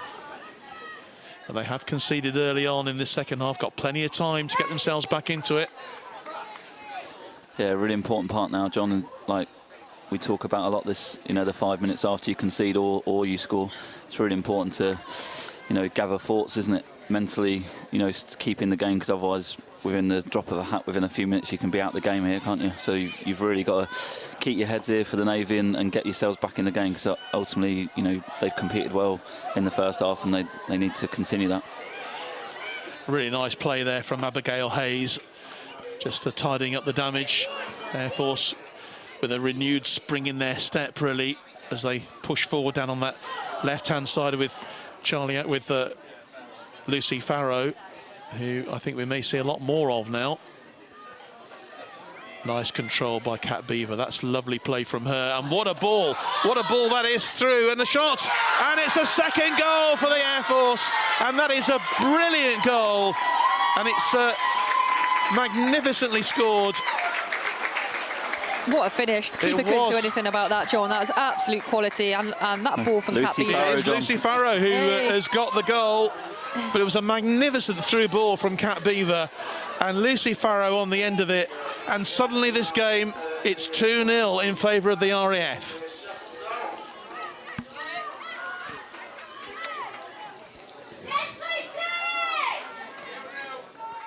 It's a great finish, isn't it? She breaks through there. What a finish that is, by the way. And again, she does that regularly for Lincoln from wide areas, weekends. Look, as we said, 2-3 minutes there, and suddenly all your prep. You've got to do a lot of work now on the side, haven't you? A lot of prep's gone into this. Yeah, all the plans for tight defence go out the window. You've really got to change their application now, and it's going to, a real test of the Navy's mettle now, because having conceded that second goal so quickly after the first. There was nothing the goalkeeper could do about it, nothing at all that Eilish Brogan could do. Beautiful finish from Lucy Farrow, and we suggested that she might come into the game a bit more in the second half. Well, goodness me, she couldn't have come into it any more than that, could she? But it's also her getting the quality balls, and she didn't have that in the first half. Yeah. Just got round the back of the defence and tucked that ball in. Well, the Navy are making a change.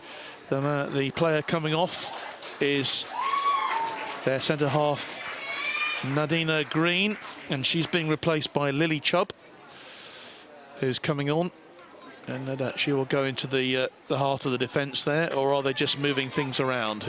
Let's just see what the decisions that Glenn Long is having to make. Maybe there's got to be a change now of emphasis on the Navy. But the danger of that, of course, is that they're going to leave themselves a bit open at the back to more goals. But they're 2-0 down now. Great period of play for the Air Force. 2 goals for them. And here they go once more. And here's Lucy Farrow, who's suddenly become the player on the pitch for the Air Force. Great control from her again. Gets the ball inside. It's cleared away again before Rachel Griffiths can get anywhere near it. And the Navy will pretty much the third attack of the half, isn't it, already down that left-hand side? The Air Force have obviously come out and said whether it's a weakness they've seen or certainly just to get one of their main players in the game. That's probably their ploy. They've just been a different team second half so far, haven't they? They didn't offer much in the first half, but you can see now the confidence within the team. Oh, it's a real test, really, of what the Navy, you know, how they can crack on. There's a fairly meaty challenge there coming in. O'Donnell challenged there. And great work again from Pip Wilson. Air Force going back to the goalkeeper. The press coming in from the Navy. Let's just see what they can do. Here's Shorter. Here's the substitute on the pitch, Chubb.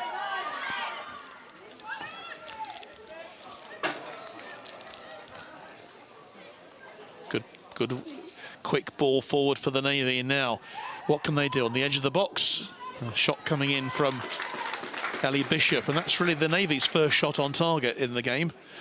So, but a nicely worked move there on that right-hand side. Yeah, the good thing for the Navy is there's still plenty of time left in this game. Well, this next goal is absolutely crucial, of course.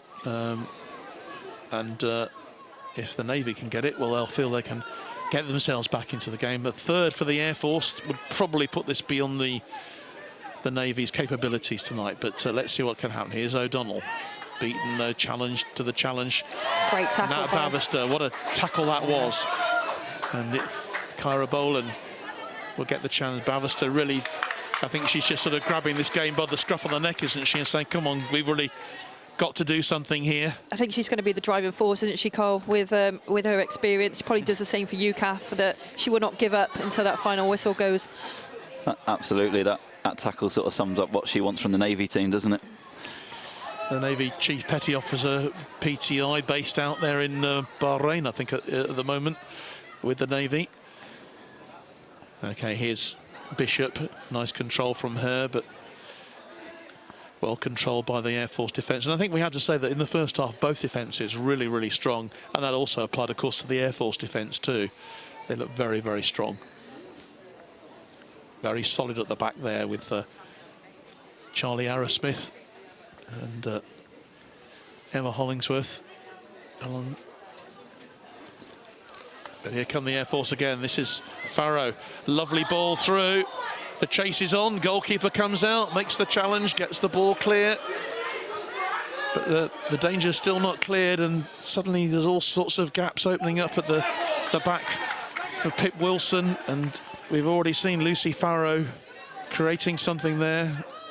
They've suddenly got the power and the pace to really put the Navy under pressure. Well, that's it, isn't it? The Navy, they've got no choice. They're going to push on.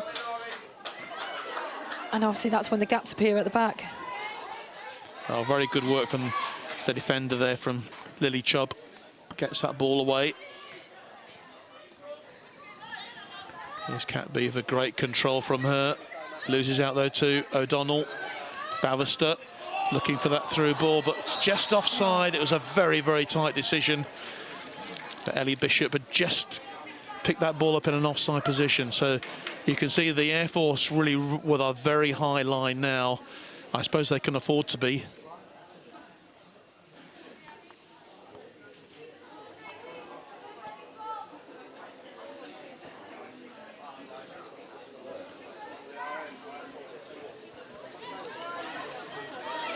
Hollingsworth cut out though. Here's O'Donnell. Not seen the best of her in this game so far, really, but oh, that was a high challenge. And I think the referee's going to bring that one back. It was a high challenge by Ellie Bishop. She had to go for the ball, but it's it looks to me like a bit of attention might be needed here.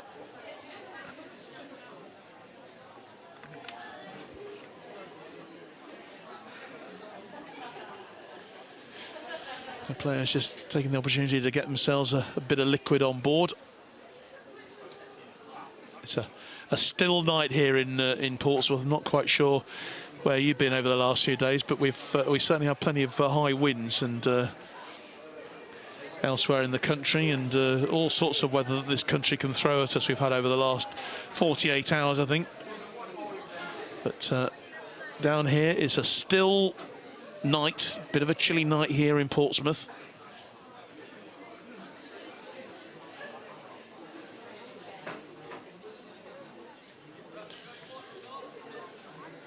That's why the mental side of the game, John, is so important.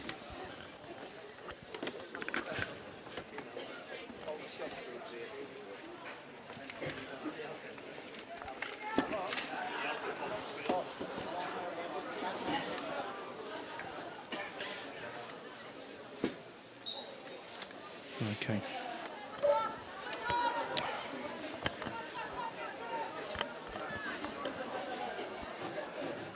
So we are back in play.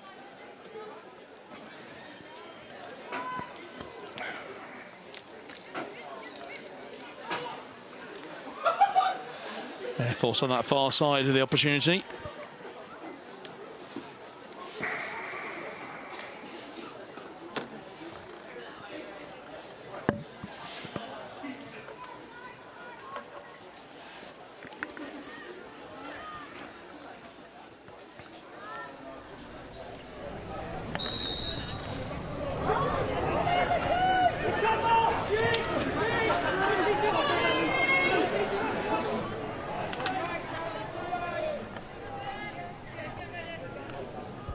So the free kick then for the Royal Navy on the edge of their penalty area.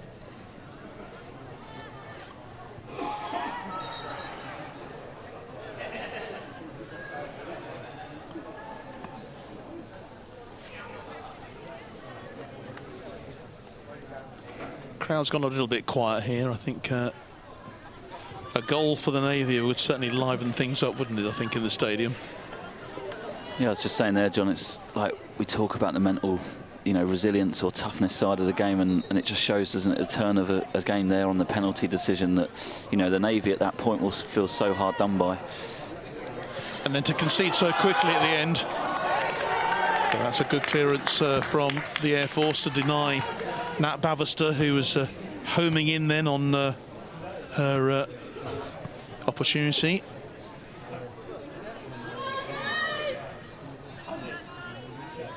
Throw-in comes into the penalty area. Really important that the Navy can get themselves back into this. They're going to need to score really quite soon. Captain, good play from her, gets the ball back as far as Katie Shorter. Navy putting together some nice movement here, and they will win the throw-in on that far side of the field, which Sophie Perrin is going to take.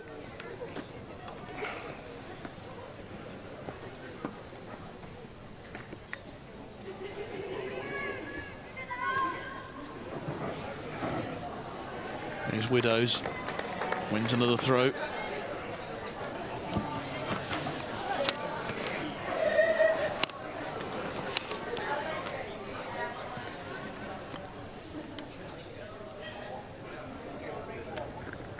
(2-0) in favour of the Air Force here. That'll be a goal kick. The Navy were hoping they could get a corner out of that, but it's a goal kick to the Air Force. This is intelligent play from the RAF, isn't it? They're sort of just, winding the game down a bit and making sure that the Navy don't have too many opportunities to get back into it. Yeah, I mean, Kemp has been there before as a player to, be in control of games with the Army over the years. It's a nice place to be, no doubt about it. You're in control of the game now, don't you? You know where you are mentally. You know that the opposition, the Navy in this instance, have got to come out now. They've got to try and get something from the game, haven't they? So you are very much in control. Well, as we said, not only at stake tonight, the first bragging rights in this Inter-Services Championship, but also the Lindsay Miller Trophy is up for grabs this evening. An RAF player who very sadly lost her life far too early in life, and the trophy in her memory. And she was an RAF player. So the RAF then with Cat Beaver. Nice play, nice control from Hannah Hale. Goes in again. Oh, and almost wins a challenge then. Shorter though comes out on top, and the referee has said that was an unfair challenge, and I think a word will be had with Hannah Hale. Yeah, it's been quite a clean game though, hasn't it, John? Not many, no cards. Quite a clean contest so far. No, it has. It's been you know, really competitive, but also, you know, played in the best possible spirit. I quite agree. Yeah, contested as it should be, as Kempy knows, being involved. Like, you know, you love each other when you come together and fight for each other, but ultimately on these nights you're very much against each other, and you're willing to represent your own service with the utmost pride and fight for everything you can. Lovely ball from Megan Herbert, then onto the left-hand side there. Ball coming in from Lucy Farrow, but only finds the Navy's player. Yeah, good play by Navy there. And here comes Kyra Boylan. But good defensive work again for the Air Force. Emma Hollingsworth, not a lot's got past her this evening.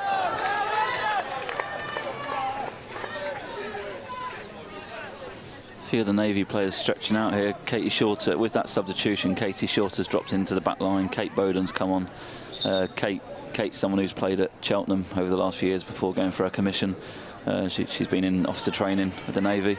She's gone into central midfield. Kira's stretching out there as well.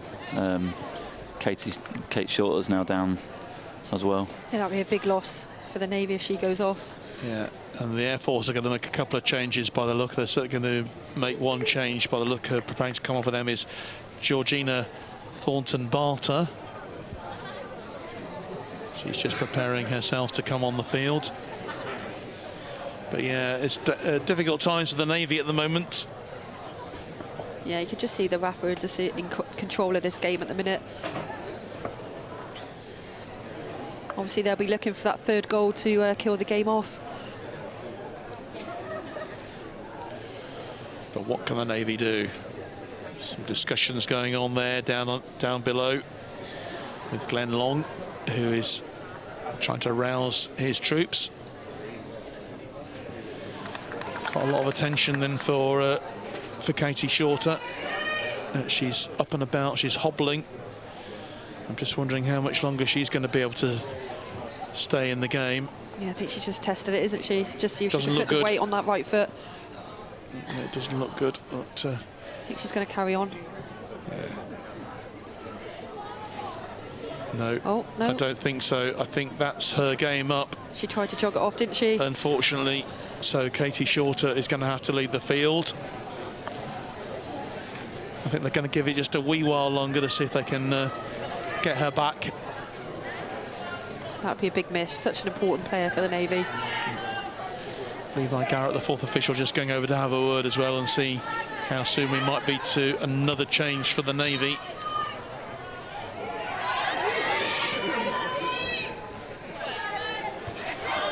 We're back in play again. Approaching 69 minutes here at the Victory Stadium in Portsmouth in this opening inter-services encounter of the season. The RAF there with an opportunity to go forward. Capitan makes the challenge. It's a fair one on Wilson, says the referee, on Pip Wilson. But, the Air Force looking very strong.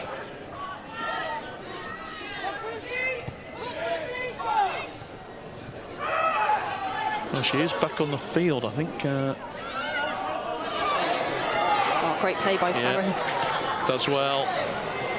That's a lovely turn, and it's a lovely shot, and a great save. Brilliant shot from Griffiths there, and an excellent save from Eilish Brogan to keep the Navy in the match. If that had gone in, I think I'd agree with you, Kempy, that 3-0 would have been too much really for the Navy to pull themselves back from. But that was a lovely bit of football. Great turn. Yeah, and great save by the keeper. From Rachel Griffiths there. Nice work as well from Lucy Farrow to build it up, and she seems to have switched over onto the right wing now. They seem to have swapped the two wide players. Bavister wins the challenge. Great work from her. Oh, great tenacious play. Here's captain. She'll win the throw-in, or will she? No, it's the RAF who win the throw-in. And we are now going to get another change to the Navy then, and it's going to be Anne Unsworth who's coming on.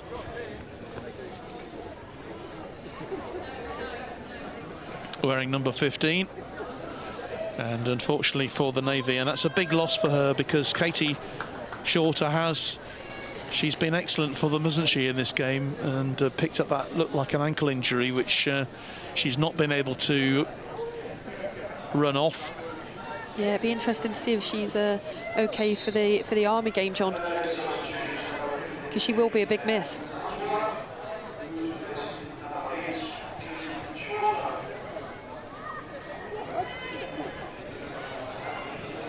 So Unsworth on for Shorter,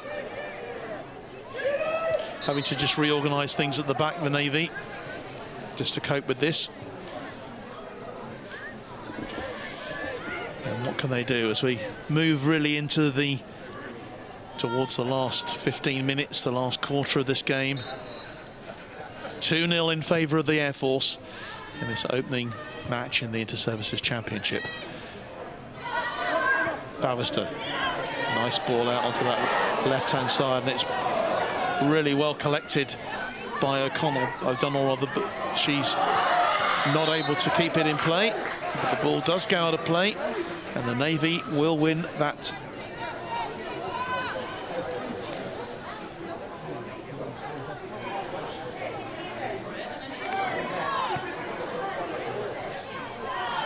O'Donnell again.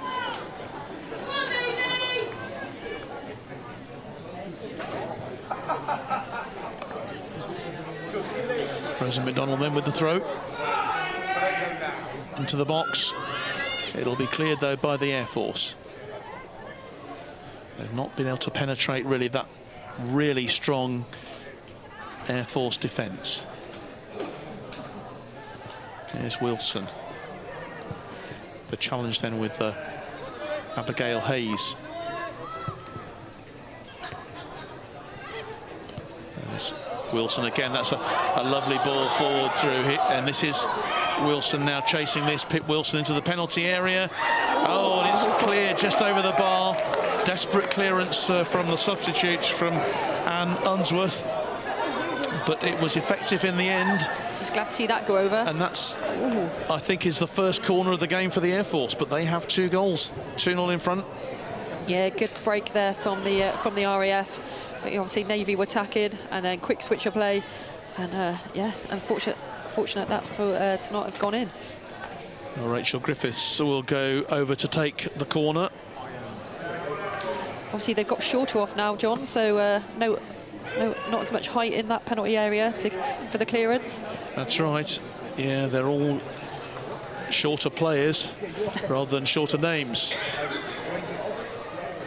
But they've dealt with that pretty well. Yeah, good head by Goodall there. Griffiths then loses out. There's a throw to the Navy. They've dealt with that extremely well. In fact, there was an offside, so they will get the nod, and the Navy will have a chance to build something.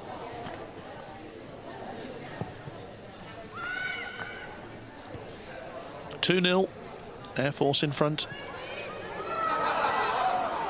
Yeah, they've had a better sort of 5 minutes or so here, the Navy, haven't they, John? They've got back in the game a little bit.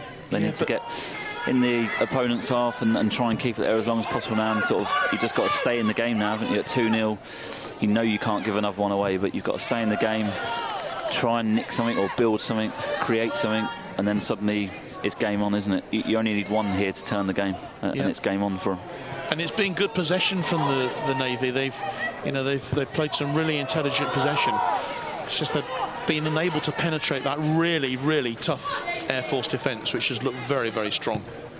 I think that penalty just knocked the sails out of them a little bit, didn't it? They were doing really well, and then, you know, I think the RAF there, they just come out this second half, just a different team. Yeah, very, very, very composed now on the ball, aren't they? Looking very strong on the ball, but it only takes, as you say, Carl, just takes one little change. One ball, captain has the ball. Oh, and she just teeing herself up to try and get that shot on target. The referee did say play on. She intelligently carried on when there were a few suggestions that it might have been a foul challenge, but she kept going. Ends up in the hands of the Air Force goalkeeper, Emily Gascoigne, who's had a pretty quiet game so far, it has to be said.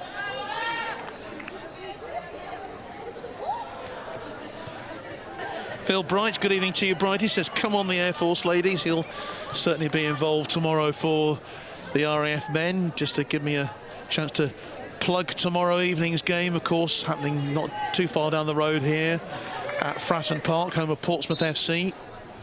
I think there's a slight bit of controversy amongst the women players here. Maybe they're not playing at Fratton Park this evening, but maybe that's a debate for some other time. And that'd be great to see one day, wouldn't it? The women at Fratton Park. Yeah, no, it's great to see, isn't it? Back at Fratton, you know, the connection with the city down here. It's absolutely the right thing to be happening, isn't it? I'm sure Steve Johnson, obviously the Navy chief exec, has worked hard, I'm sure, to build that relationship again with Portsmouth like they always used to have. So a couple of changes then for the Air Force, timely changes for them. Coming on is Georgina Carr, wearing number 13, and she's taking over from... Got a bit of a fan club there, John. She has, yeah. And she's... Imagine if she scores, this place will erupt. She's come on for Rachel Griffiths, hasn't she, the number 9, so... getting stuck in straight away.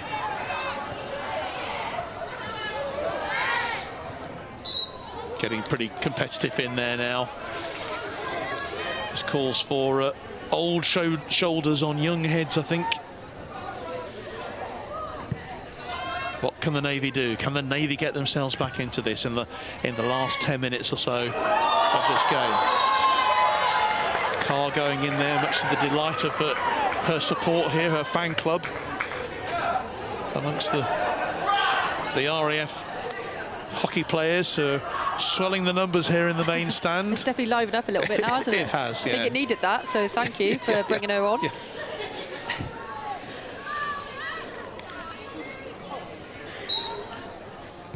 Air Force free kick then taken quick, slowly by Emma Hollingsworth. So get that ball into the penalty area, a bit of hesitation amongst the defence, but eventually it ends up with keeper Eilish Brogan, who made a really good save just a couple of minutes ago to deny the Air Force a third goal.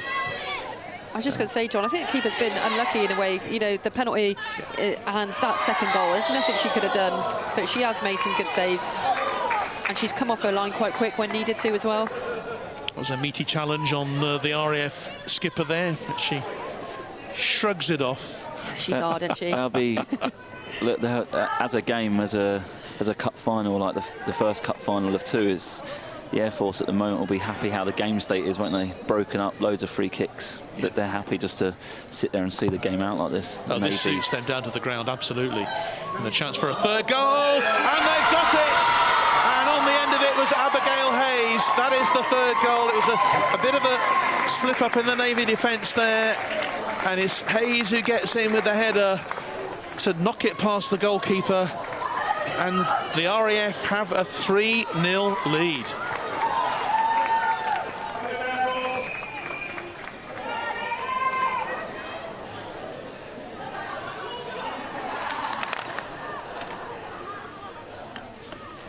Well,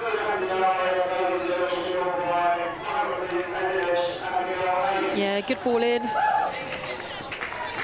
and good finish. Yeah, it was a really good finish. The Navy just caught a bit cold there, I think, just in those from that free kick.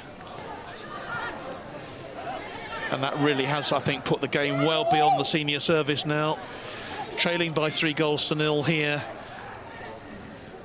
The Air Force looking very, very strong.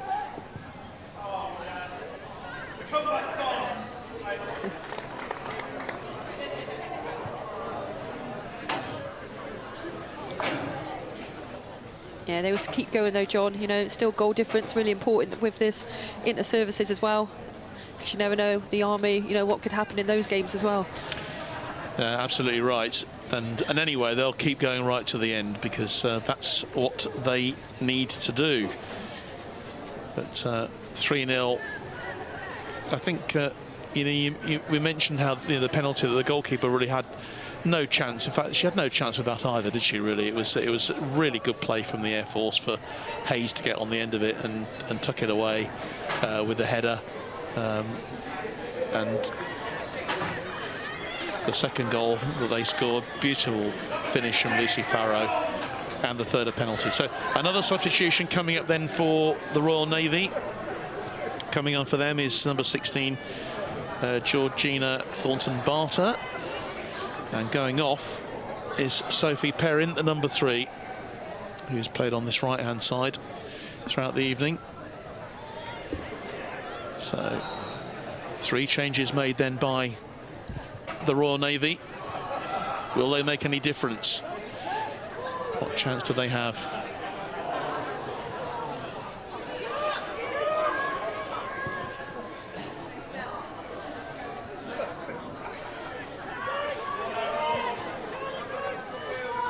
Say good evening to my colleague Kyle Dixon, who's no doubt putting all the clips together for our coverage a bit later on.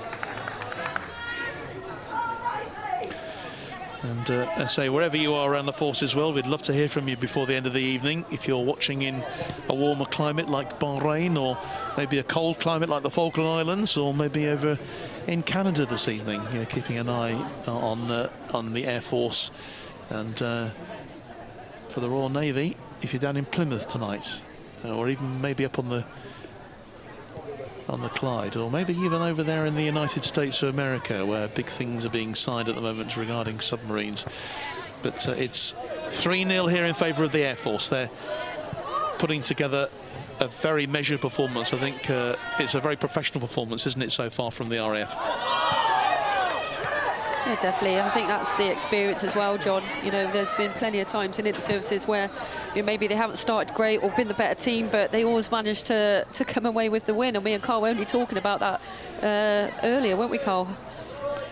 Yeah, Perks, obviously, who many know, she's here this evening as well, watching on, and you know, she had it many years trying to take it away from the Army, you know, as a player and manager. And when you're winning this tournament, you just get in a momentum and a mindset of winning it, don't you? I think it's not panicking as well, you know, not panicking if things aren't going your way, that, you know, you've got the faith in your players around you to know that, you know, you've still got that quality and you can, you know, get a goal even if you're under the cosh a little bit. Yeah, really nice to see Perks here. You mentioned her, Carl, which we had the pleasure of her joining us for that remembrance match against Everton back in the autumn, back in November, and it'd be great to have Perks joining us at some stage, maybe to talk about Forces football, certainly from an RAF point of view. Maybe she can join us on next week down in Aldershot, but we'll have a word and see whether we can sign her up for that. And then we've got and then we've got a trio. We've got a triumvirate then. But 3-0, the Navy trailing here on the home territory. That's good work again from Lucy Farrow. Really impressed in the second half. Finds Wilson on that far side of the field, and it'll be another corner to the Air Force. The 4th goal now for the Air Force really would be a choker for the Navy, and I think it will be slightly unfair given the way the match has turned out. That would be a difficult one, and no one from the Air Force in any particular hurry to take the corner, which is probably understandable given the fact we've only got 5 minutes to go. It's Kat Beaver who's going over to take it. It'll be a short corner by the looks, taken very quickly. Finds Megan Herbert. She gets the cross in. Navy get it cleared. Just for now. That's a nice touch by Ellie Bishop. And Anthea Captain chasing after it, but it's Matt Bavister who you would expect to be there. Andy Smale says the RAF Rugby Vultures are cheering on the RAF women before we play Richmond Vets in our last match before inter-services. And good evening particularly to Pip Wilson. So Andy Smales, good evening to you, Andy. Another substitution for the Air Force this time. And coming on for them is Lauren Cassin, and she'll replace Hannah Hale, who leaves the field to warm applause from the RAF spectators. So that's another change being made by the RAF this evening. Very satisfactory for them tonight and their entire management team. The Navy are going to have to pick themselves up and dust themselves off before they take on the Army next week in Aldershot, and of course we will be there to see it.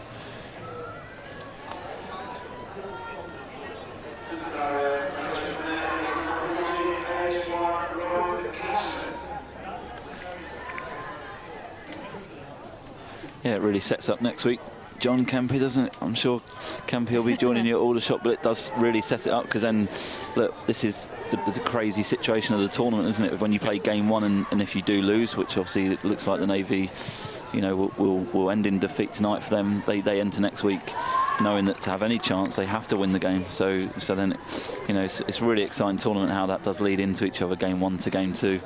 And the Army's first game, knowing that they then play the Air Force in the last game. So it's a really intriguing tournament, and many that I've worked with over the years, we say it's a tournament like no other.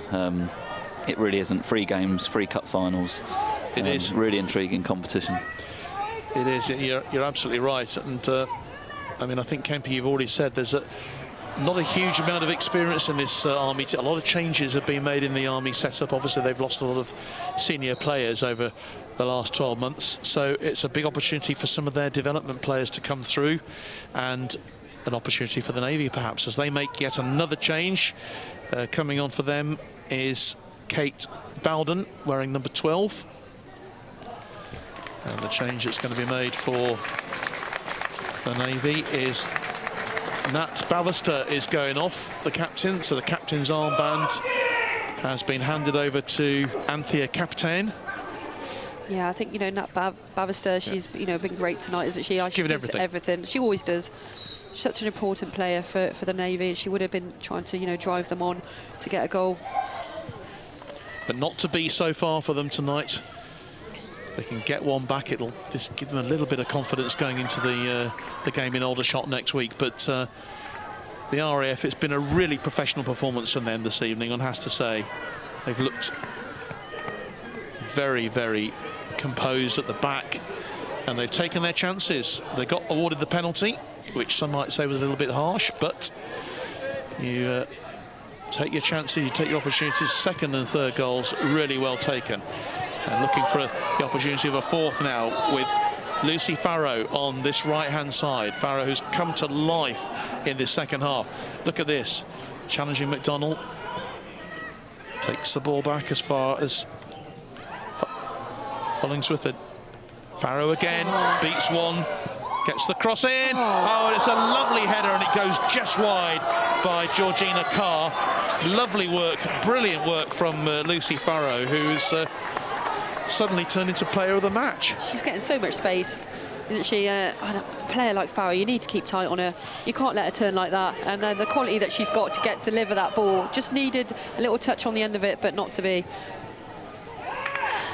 So we're entering then the last couple of minutes of this game. There'll be a little bit of stoppage time, of course, for all the substitutions that we've had, but I doubt whether Charlie Charles is going to be making two. There's been maybe one couple of short stoppages for injuries, but nothing really to speak of. But still a chance for the RAF to get a fourth, or for the Navy to get themselves one goal. And they'll be very keen just to keep this game going, keep this ball moving. We will stay, of course, for the presentation of the Lindsay Miller Trophy before we sign off for the evening live here. And don't forget our live coverage, fingers crossed, I say this because of the weather over there in the French Alps, of the opportunity. Just breaking off. It's a really good tackle, brilliant tackle from McDonnell. But Pip Wilson stays down. She obviously felt that. She's not moving very much. Referee just keeping an eye on things. It was a very meaty challenge from McDonnell there, from Rosie McDonnell. And she hasn't got up yet, which is a bit worrying. She seems to be okay, but not happy. It was a really good turn from her, actually, but a very important challenge from Rosie McDonnell to keep her from taking a shot. I was going to say that our live coverage tomorrow, from tomorrow afternoon, from Maribel on the Inter-Services telemarking. It's the Telemark Classic tomorrow, which if you've never seen it before, I'll tell you what, is well worth seeing, because these guys, and they've also got a full women's team as well, it's pretty impressive looking stuff. If you've not seen it, then join us live tomorrow. That's assuming the weather is going to allow it to happen, and of course Kath Brazier and the team out there will keep us in touch with what's happening in Maribel, and hopefully we will get the live action for you to see tomorrow from the Telemark Classic. But that's tomorrow, and of course tomorrow afternoon and tomorrow evening we're switching our coverage to Portsmouth FC, to Fratton Park, for the Inter-Services men's opening fixture between the Royal Navy and the Royal Air Force. The Air Force, of course, defending champions in that competition as well, after two very good performances last year against the Navy and the Army, when they scored a 4-1 win. And the Army won't want me to remind them about that, but I have done anyway. McDonnell then with the throw in for the Navy. We've got 5 minutes of stoppage time, has been signalled by the fourth official.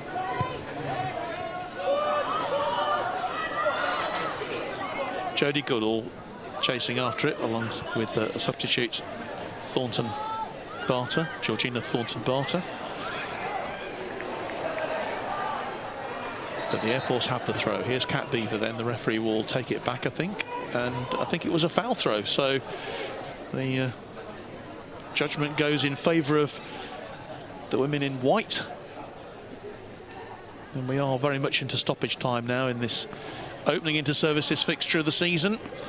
Royal Air Force have a 3-0 advantage from this first game, which they, of course, will take to Leek Town FC in just over 2 weeks' time, when they take on the Army. Next week it's Army-Navy time in Aldershot.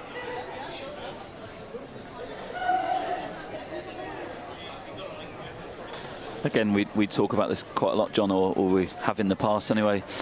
You know, you end up winning the first game, and then you can sit back, and when you are game free, you can sit back and watch the second game and sort of then know what you've got to do in the third game, what business you've got to do and how you can win the competition. So that's another sort of intriguing dynamic to the competition. It is. This three-way competition is excellent, and we have that in the Kentish Cup, of course, don't we, as well, with UCAF, with the UCAF men. And I know it would be good to see a three-way competition like that involving the UCAF women in one of these days, Carl. But I'm sure you're working on that kind of thing. We've got an exciting week coming up in June, John. The President's Cup has been confirmed, so we're out to the Netherlands to win back the trophy that they took off us in April down at Havant. And in the same week we then come back to the UK and we're playing the Irish Defence Force in the same week. So a busy and exciting week ahead in June. Well, hopefully games that we'll be able to cover. If they'll invite us out to the Netherlands, we will come and join you. Any excuse to get out there to... John and Kempe, or... Absolutely. We come as a pair, don't we, John? Absolutely. Well, you know, kind of, yeah. Don't tell the missus. No, seriously, no. Exciting week. Two games in 4 days 2 internationals, so really exciting times ahead. Absolutely. Don't tell your other half either, because you know we don't want to cause any family frictions. No, quite right. And I think these international games are so important. You know, particularly for when the players have had the inter-services now, to have that to look forward to at UCAF level. So 5th and final change then being made by the Navy, by Glenn Long. Coming on for them will be number 18, Jasmine Hindon.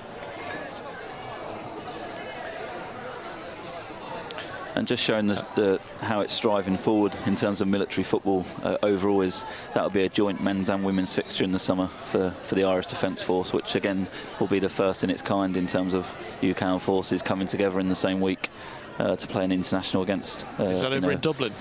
I know the unfortunately not in the UK. Both at Havants, presumably, which has become like the home. Always look after us very well when we go out there. Yep. I think we did the men's game, didn't we, John? The Defence Force, UCAF men versus Yeah, we did. Well, we did both the Irish Defence Force games. We were over in Dublin for the return fixture in the Friendship Trophy, as it's called, and that was quite a game. I seem to remember the game was it was 1-0 to the UCAF team going into stoppage time. Irish Defence Force equalised in stoppage time, and then a second goal for the UCAF team. So got a slight issue, a clash of heads there on that far side of the field, which is always a bit worrying. Head injuries are always not very nice to see, and we hope that they're going to be okay, especially at this late stage in the game. Both those players still down. A couple of players with and that just shows, doesn't it? That just shows, even at this stage of the game, how competitive. T there, I think, going in for the challenge. You know,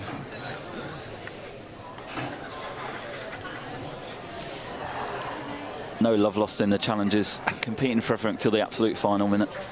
Absolutely. As it should be. No, quite right. And just a bit of a delay here then, as both players. We did see the clash of heads, and it was very unfortunate and very much accidental.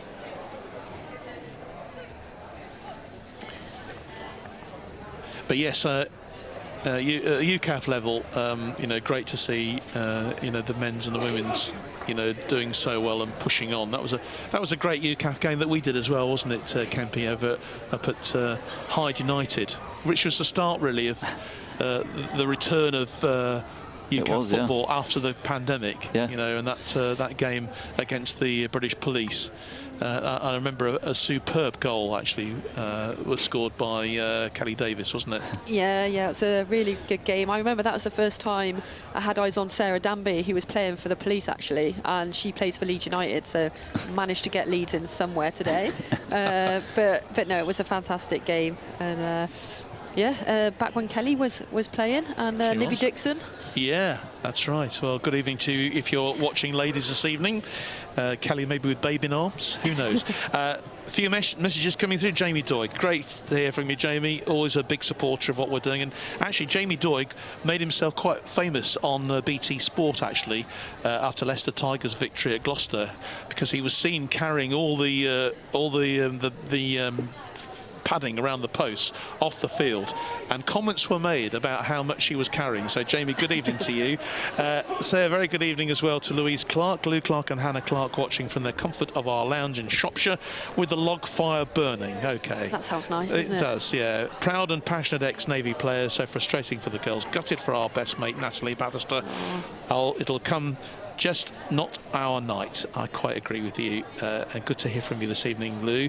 And Christopher Mole says, watching from Germany, ex-army, enjoyable game, well played by all.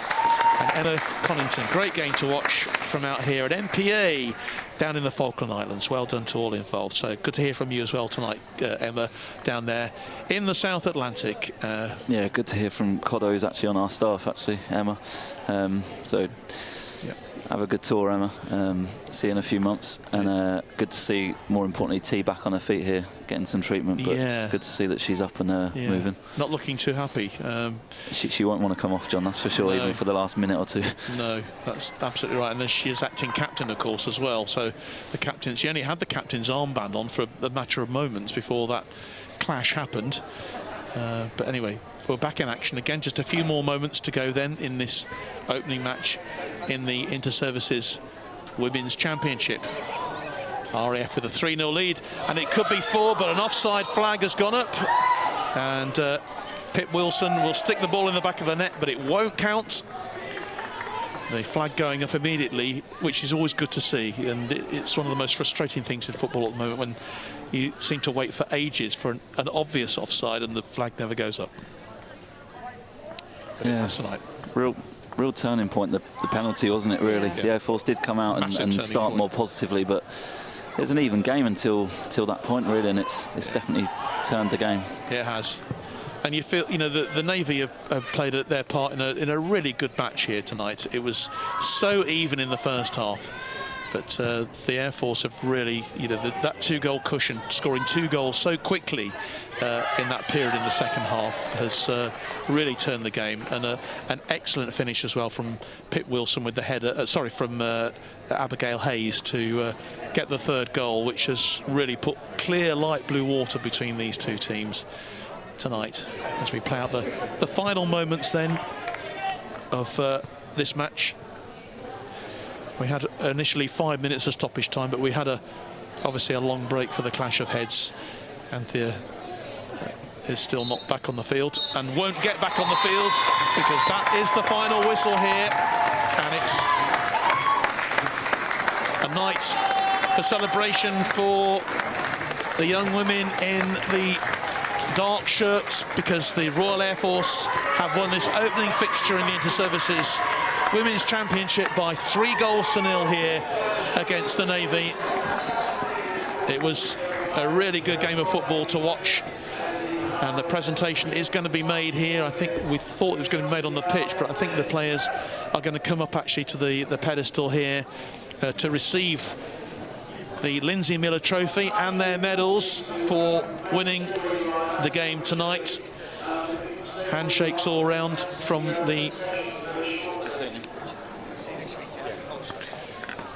all the players, but very happy Royal Air Force, and I mean, I think at the end of the day, it has to be said, well deserved for the Air Force in the end. Yeah, definitely that second half. I think they really showed their quality. I do feel for the Navy, because I think, you know, they did give them a really good game, and as we've all said several times, you know, that penalty was definitely the turning point. But just goes to show the quality that the RAF have, and that you can't argue with those finishes, especially that second one. That was absolutely quality. It was, and from your point of view, you know, Carl, I think we're really saying that penalty absolutely crucial in this match. But then the second goal, absolute killer, wasn't it, for the Air Force? Yeah, like you say, that when it comes goal number 1 and 2 so quickly, it's tough, isn't it? When you know you're in this competition where you haven't got next, you know, 3-4 games to get yourself out of that problem. But you know, you're in the moment, aren't you? Half an hour to go, you're 2 down. What do you do from there? But it's tough. Penalty decision. You know, it's tough to take, isn't it? To go 1-0 down, and you know, so early on as well in the second half. You know, the Air Force did come out, fair play to them. They come out and took the game by the scruff of the neck, didn't they? But yeah, they were dominant in the second half. Let's be honest. The Navy did have a moment where they started to build momentum, which, you know, we said, you know, they just needed to nick something at 2-0, didn't they? And it was game on. Couldn't unfortunately, or didn't unfortunately. But the Air Force are a strong squad at the moment. There's the last UCAF squad had a few of them in there, and they are a strong group of players at the moment. The Navy girls will feel hard done by Kempe, won't they? That penalty decision going against them, they'll feel. And the first goal is always going to be huge, isn't it, in a game like this? Yeah, but at the end of the day, it's not over, is it? So they can still, you know, you've still got the Army to get into the mix as well. So, you know, and that's what they'll be hanging on to, won't they? Is that they're not out of it just yet. Absolutely, they're not out of it yet, but it's a big hill to climb for them. And the Navy just having their final get-together, but I'm sure that Chris Hamilton, the RAF team manager, will be absolutely delighted with that. You can see how happy they are to have got this win under their belt. I'm just trying to stop Carl from joining in. He's dying to get on the pitch and get amongst it. Yeah. Delighted, obviously, for the other half as well, Carl, tonight. Definitely. Yeah, he must be proud. What a penalty. Would you have spoke to her if she missed? She been in the doghouse? when she gave away the pass that put Everton 1-0 up in the Remembrance game. Yeah, we did. Savage. No, look, a good performance from her as a captain, as we say, always Kempe pretty much in these tournament fixtures. And look, Lucy, let's mention Lucy Farrow, who sort of started the game really well the first 5 minutes, didn't she? But Lucy massively come into the game the second half. The second half, I totally agree, and almost player of the match performance from her. But in fact, I was impressed with her, and also with Pip Wilson as well, and also Abigail Hayes, Abby Hayes, the left back. They look so dangerous down that left-hand side, and then I think halfway through the second half, Farrow and Wilson actually swapped wings, didn't they? And they look very, very comfortable and very strong. But both fullbacks for the Air Force tonight, they're quite junior in terms of service football. Charlotte Arrowsmith and Hayes out there, Abigail, and they're against 2 tough, players in terms of Jade Widows and Rosie McDonnell and Kira Boylan. So they've done well there tonight. Solid defensive display. Not too much going forward from both of them, except from obviously Abby with the goal, but that's not their job tonight, is it? It's to look after Rosie and Jade Widows, basically. Absolutely. Well, everyone gathering now here in front of the stand here at the Victory Stadium for the presentations, and Vice Admiral Martin Connell will be presenting the trophy very, very shortly, the Lindsay Miller Trophy. And the officials, match officials, first of all, will be recognised for the excellent way they've handled the game tonight. That's Staff Sergeant Charlie Charles, Corporal David Johnson, and WO1 Dan McLaren, and 4th official.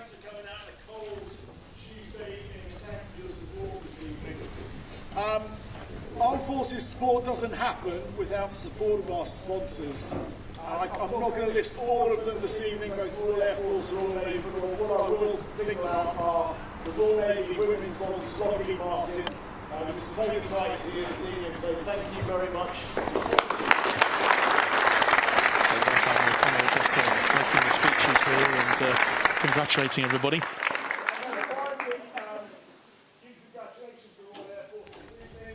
But to all the teams, coaching staff and officials, thanks for putting on an entertaining game this evening. Well done.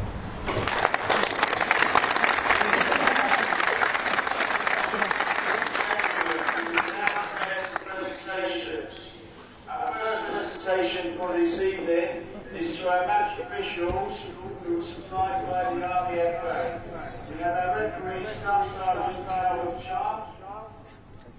Would you like to step up, please?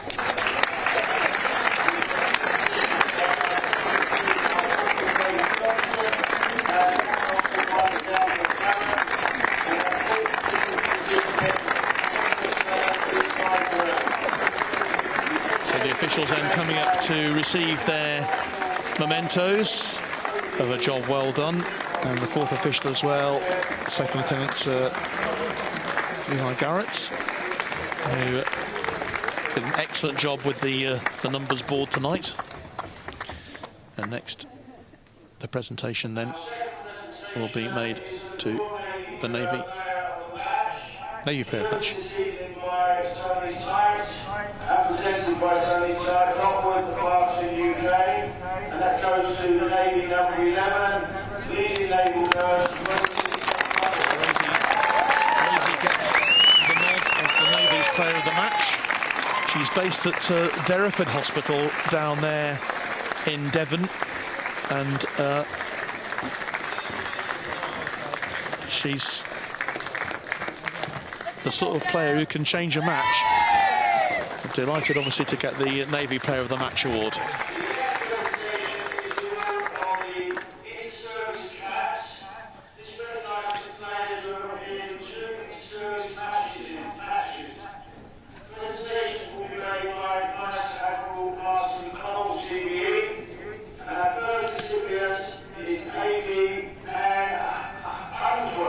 So Anne Unsworth then coming up to receive her Royal Navy cap for her performance. In fact, Anne's not here this evening, so it's being received on her behalf by, I think, Ellie Bishop's coming up to receive it on her behalf tonight.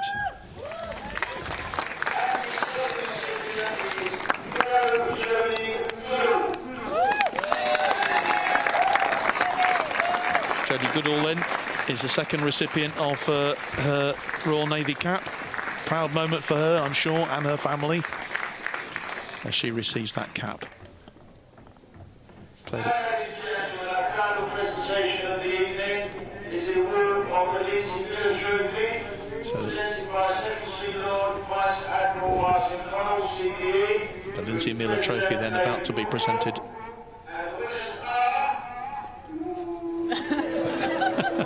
Wait for it. Of course, then receiving the trophy, and Kat Beaver will come up to receive that on behalf of the rest of the team.